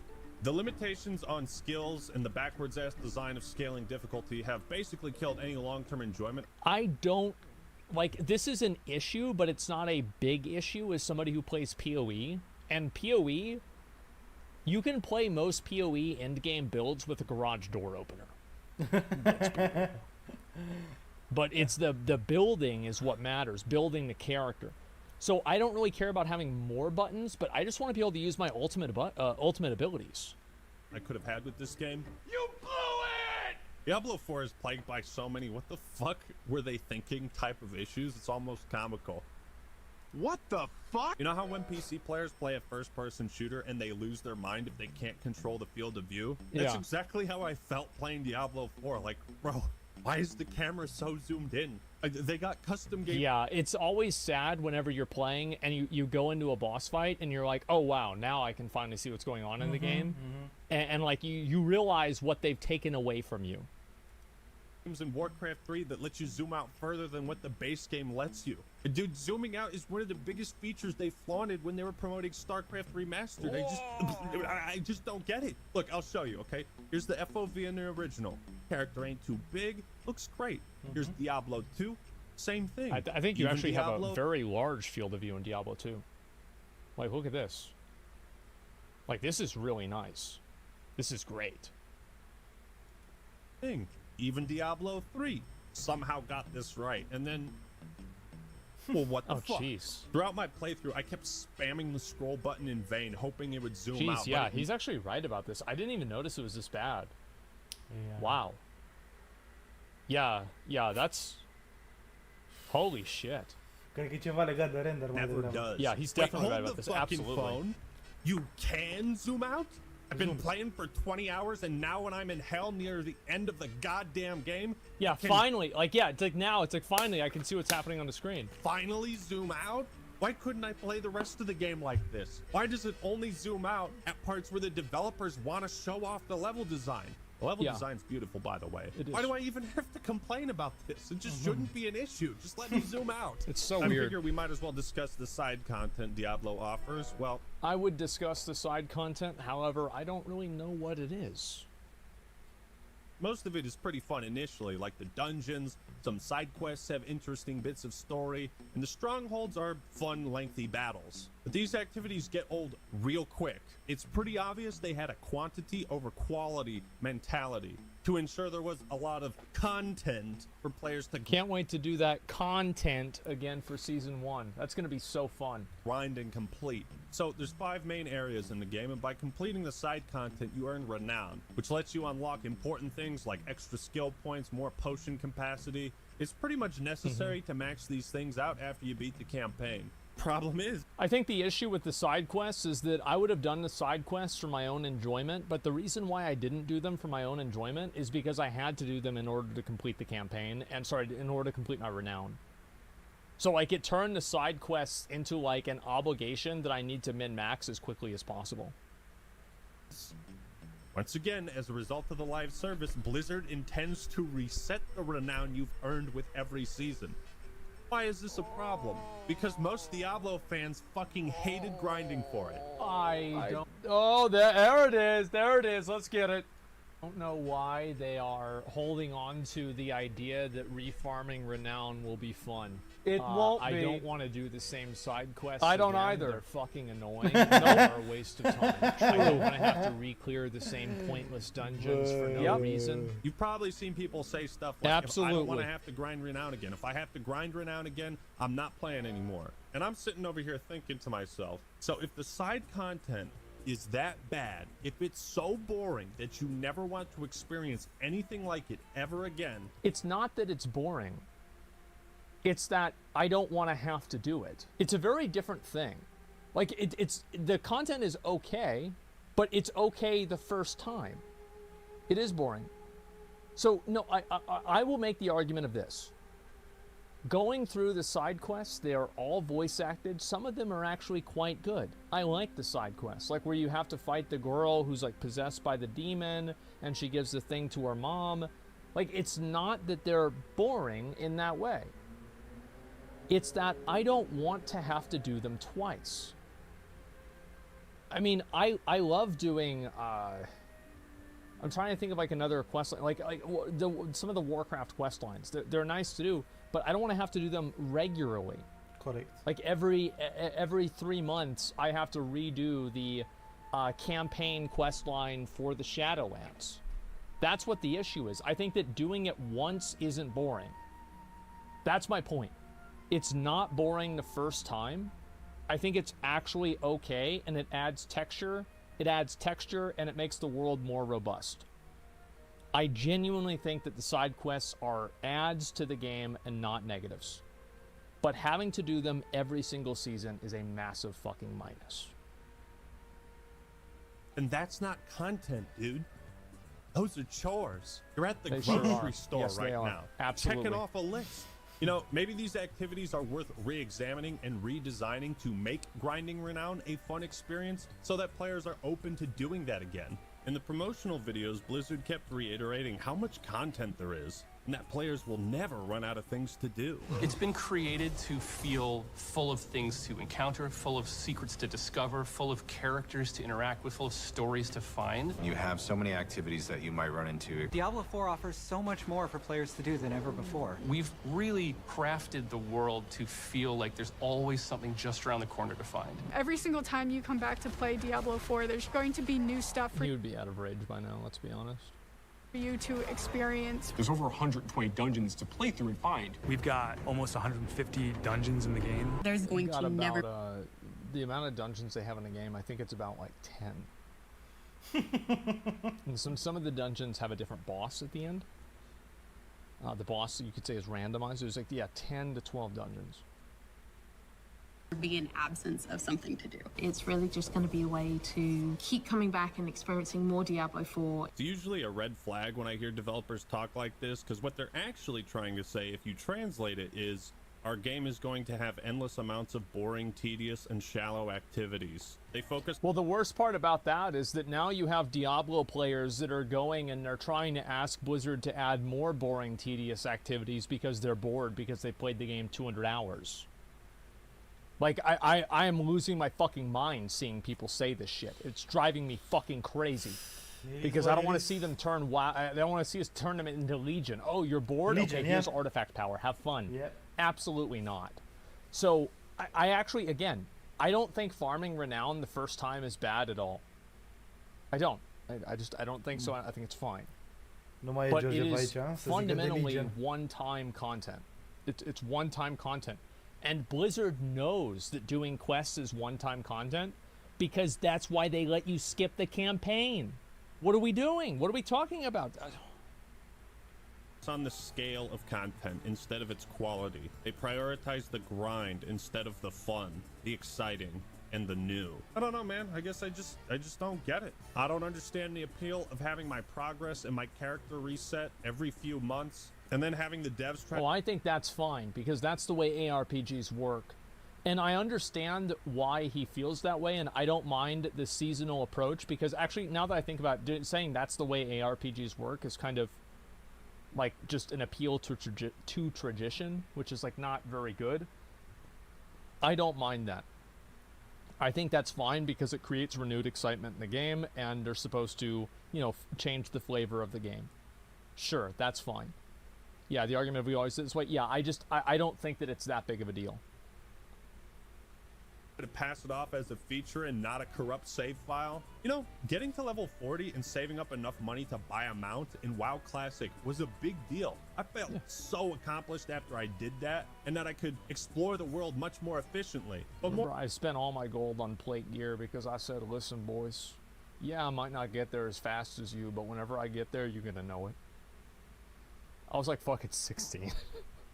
more importantly, Blizzard didn't take yeah, I bought all my mount plate away armor. After 3 months and say, go do all that shit I think my again, mount to like asshole. 50 or like 45 or something. What's next on the agenda? Stats and loot. The bread and butter of most RPGs and the main reason people play them for hundreds of hours. On some occasions, you do get a nice reward for completing a quest or defeating a boss, like this amulet that summons a barrier, or the Mother's Embrace. Nice. Mother's ring you get Embrace, from Lilith. yeah, But classic. these are extremely rare in the campaign. Now, it might just be me, but I mean, like, I think that the one type of friction that feels really bad in the campaign is out-leveling your legendaries. That's what feels really, really bad. I hated that. Because then it's like, oh, I don't want to, imprint this because then I won't have it at a higher level. I mean, I don't think it's a big deal, but it did kind of feel bad.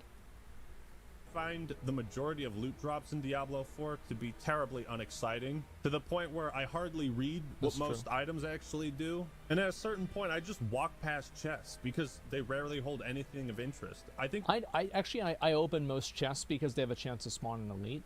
But yeah, I can see that. the loot is extremely boring for a few reasons. Number one, it all looks extremely generic. Maybe it's because I'm playing as a druid and just the druid items are boring, but when I look at the loot in Diablo 1 and 2, it just looks way fucking cooler. You got like the skull. Oh no, you have these. These are in Diablo 4. You just have to go to the store. So if you open up the menu and then you go to the shop, so you'll see those items on the shop. Yeah, no, they're in Diablo 4, guys. Yeah, what do you mean?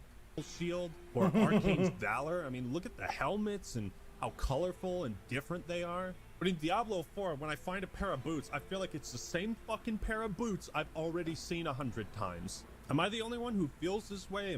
Am I missing something? Am I tripping? I like the way my barbarian looks in Diablo 4. I do. I think he looks cool.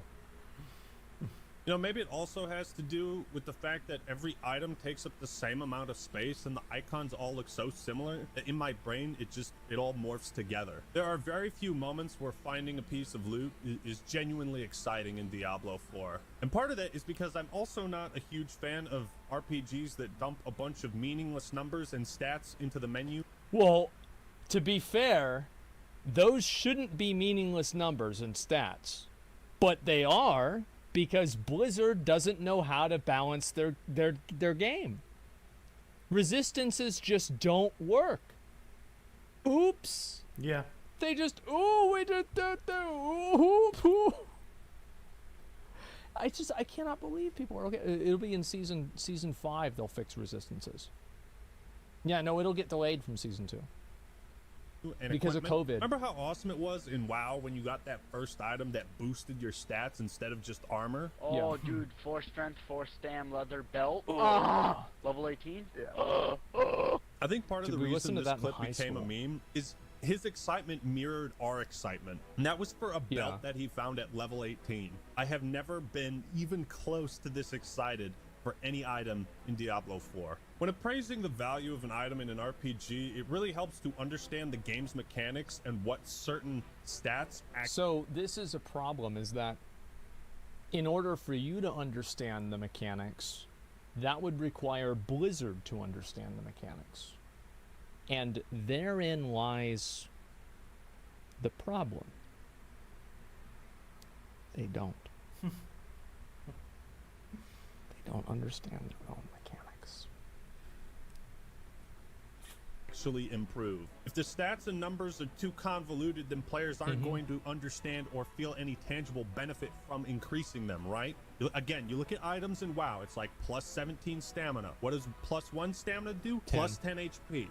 Okay? You can easily wrap your head around that. But Yeah. because the sense of progression in Diablo 4 is so fucking skewed, now you find an item that's like plus 9 to all stats. And you're like, what the fuck? That sounds awesome. I'm only level 20. And then you'll look at what 1 point of strength does. And what does it do? Gives you 1 point of armor.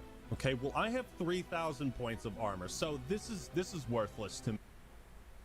I mean, I think at max level, and like if the thing is, like if he had stuck around and theory crafted the game a lot, he would know that, you know, obviously your main stat scales at a different level than other stats do, and having main stats and all stats is actually usually the meta for at least barbarians, because it allows you to hit different paragon bonuses, etc. But like, while you're leveling, which is like mainly his experience, yeah, it feels like shit. Main stats suck. Not worth staying around to figure out their trash system. And that's that's the thing that I'm making, right? That's the point that I'm making, is that I tried to hammer this so much on the beta. I said, please do not let this game's leveling experience feel like shit. And I said the leveling experience for the Druid and the Barbarian especially feels like absolute fucking garbage. Blizzard didn't fix it. And now we're watching a video with 1 million fucking views. This video has 1 million views, number 13 on trending, because nobody wanted to fucking listen. They said, oh no, it's good that the game is bad early on. That way you have to earn being able to have a good time. Well, guess what? Nobody spends 70, they already earned it. They had to work fucking a whole day for this. It's $70 fucking dollars. That's insane. I'm so mad. They tried to copy PoE and failed. The difference is that, like, I don't even want to. I can't get over this. Like, strength doesn't improve your damage or nothing. What does strength typically do in an RPG? Makes you hit You want to harder. use this big ass weapon? Strength requirement. You want to do more damage? Strength. Bro, even in Warcraft 3, the strength stat did more than what it does in Diablo 4. And that wasn't even an RPG. I've never played an RPG like this where the core stats felt so fucking useless. So meaning. Play retail, wow. So you got 2 stat, you got damage, and you have health. Do you want damage? Okay, strength, health, stam. Agility? Nope. Intellect? Nope. Spirit? Nope. Gone. Yeah, I mean, that's just really how it is. To increase. This is apparently what the entire Paragon board is all about. Yeah. Yeah, and let's talk about that shit. How do you balance a game that has skill trees this big by making each point basically worthless? Diablo 1 did it and it's still not balanced.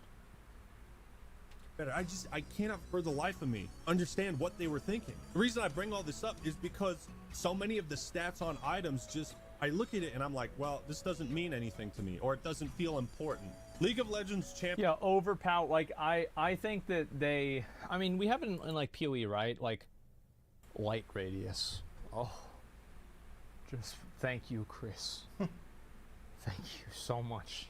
That's just what I need. Thorns. Yeah. Thorns. There are a number of stats in PoE that are literal shit. But, like, I feel like there should be, like, I feel like the Diablo, like, so these are the stats that I think Blizzard should get rid of with Diablo. Remove close damage, remove distant damage, remove overpower damage, remove healthy damage, and remove injure damage. All of these stats are fucking boring. I think they are absolute fucking garbage. They don't need to exist. They're not fun to scale. They're not interesting. They're weird. Shrine duration. I actually don't mind shrine duration. I think that's fine. And if you want me to be honest, I think they probably should remove vulnerability. I think that's probably a good idea. Because vulnerability is clearly, it's too strong for versus everything else. It makes the entire game, like, exist around it. It's too good. Champion design suggests that giving players fewer but more meaningful passives is far more desirable than a bunch of passives that offer minimal changes, because you're not going to notice most of this shit at all, especially when the enemies are... Well, I don't think Ackman even knows this. Resistances literally don't work, to the extent that Blizzard made a fucking announcement saying, guys, hey, you know, we had some numbers and the numbers just didn't add up, and so, you know, gotta wait for like 6 months until it's ready. It's my bad. Oops. Yeah, I still cannot believe that. Like, by the way, guys, plan on playing a sorcerer for season 2, because sorcerer and necro scale off of resistances, and they're going to balance sorcerer and necro survivability off of not having resists. So what's going to end up happening is in season 2, whenever they add resists, sorcerer is going to be even more tanky because its main stack is int, and int scales resist. And it's going to be the same thing with fucking the other one, necromancer. Scaling with you. There's so many different damage modifiers, you know, complex number calculations, like damage to close enemies. Damage to stunned enemies, I think, is very boring. I don't like damage to stunned enemies at all. Basic skill damage I also think is kind of boring, but it's not that bad.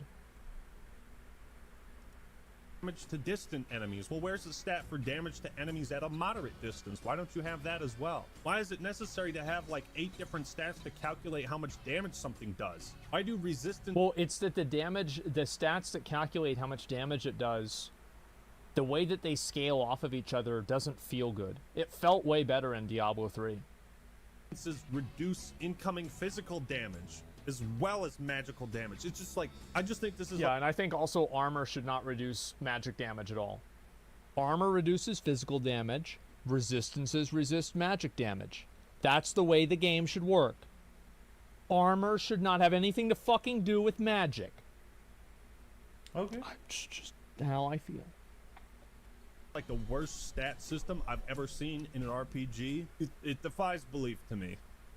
So again, going back to the original, enemies didn't respawn and levels were finite. So you were encouraged to kill everything, pick up every item, and sell the shit you weren't using. You could sometimes buy a really good item with gold, and in the later stages purchase elixirs to boost stats, and of course stock up on potions. But Diablo games, in my opinion, even the first two, always had a way of making gold feel kind of worthless. That has never been more apparent than in Diablo 4. It's like you'd only have 2 options. Buy the shittiest gear you'll never use for dirt cheap, or drop all...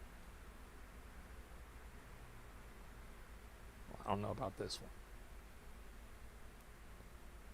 I mean, how many of you guys have bought a really good item off a vendor? I have. Yeah, and like he didn't play the game long enough to like to do that. But like, yeah.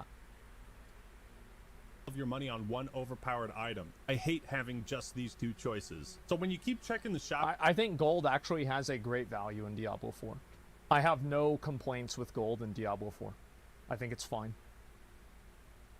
Inventory in Diablo 4, and it's never anything good, or it's something that requires you to drop all your money so you can't respec. You just stop checking. This blows my mind. The entire concept of purchasing items and equipment in an RPG is superfluous. That's a big fucking problem. I never once in my entire playthrough purchased a piece of equipment from a store. He's actually making a good point here that these items would be much more better if you literally just took a 0 off.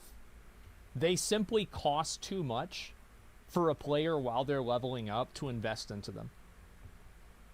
I would never think to buy an item off a vendor during a leveling process because of that. Yeah, sure, I did things like upgrade my potions or craft elixirs or upgrade my gear, but I never bought anything. In fact, this item has more item power, but the ring I... Should go with this one. We should keep this. currently have equipped has higher resistances. So like why the fuck would I ever buy this? Or that?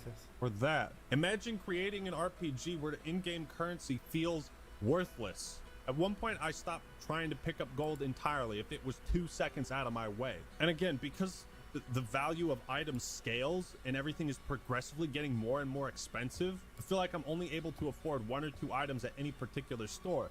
So I'm not about to drop all my cash on something. Yeah, it's too much. Like, I would never buy an item off a vendor while leveling. They should change that, because you should want to... Like, the idea of buying a cool item off a vendor, I think that's cool. That's good. That's what it should be. I don't know why it's not like that. Dude never rerolled a single item. Well, the thing is, like, he's giving his perspective as a player who stopped as soon as he got to World Tier 3 because he was bored of the game. So, like, that's his perspective. He's not giving his perspective as a level 100 Uber Lilith destroyer. Like, yeah, he stopped at 48.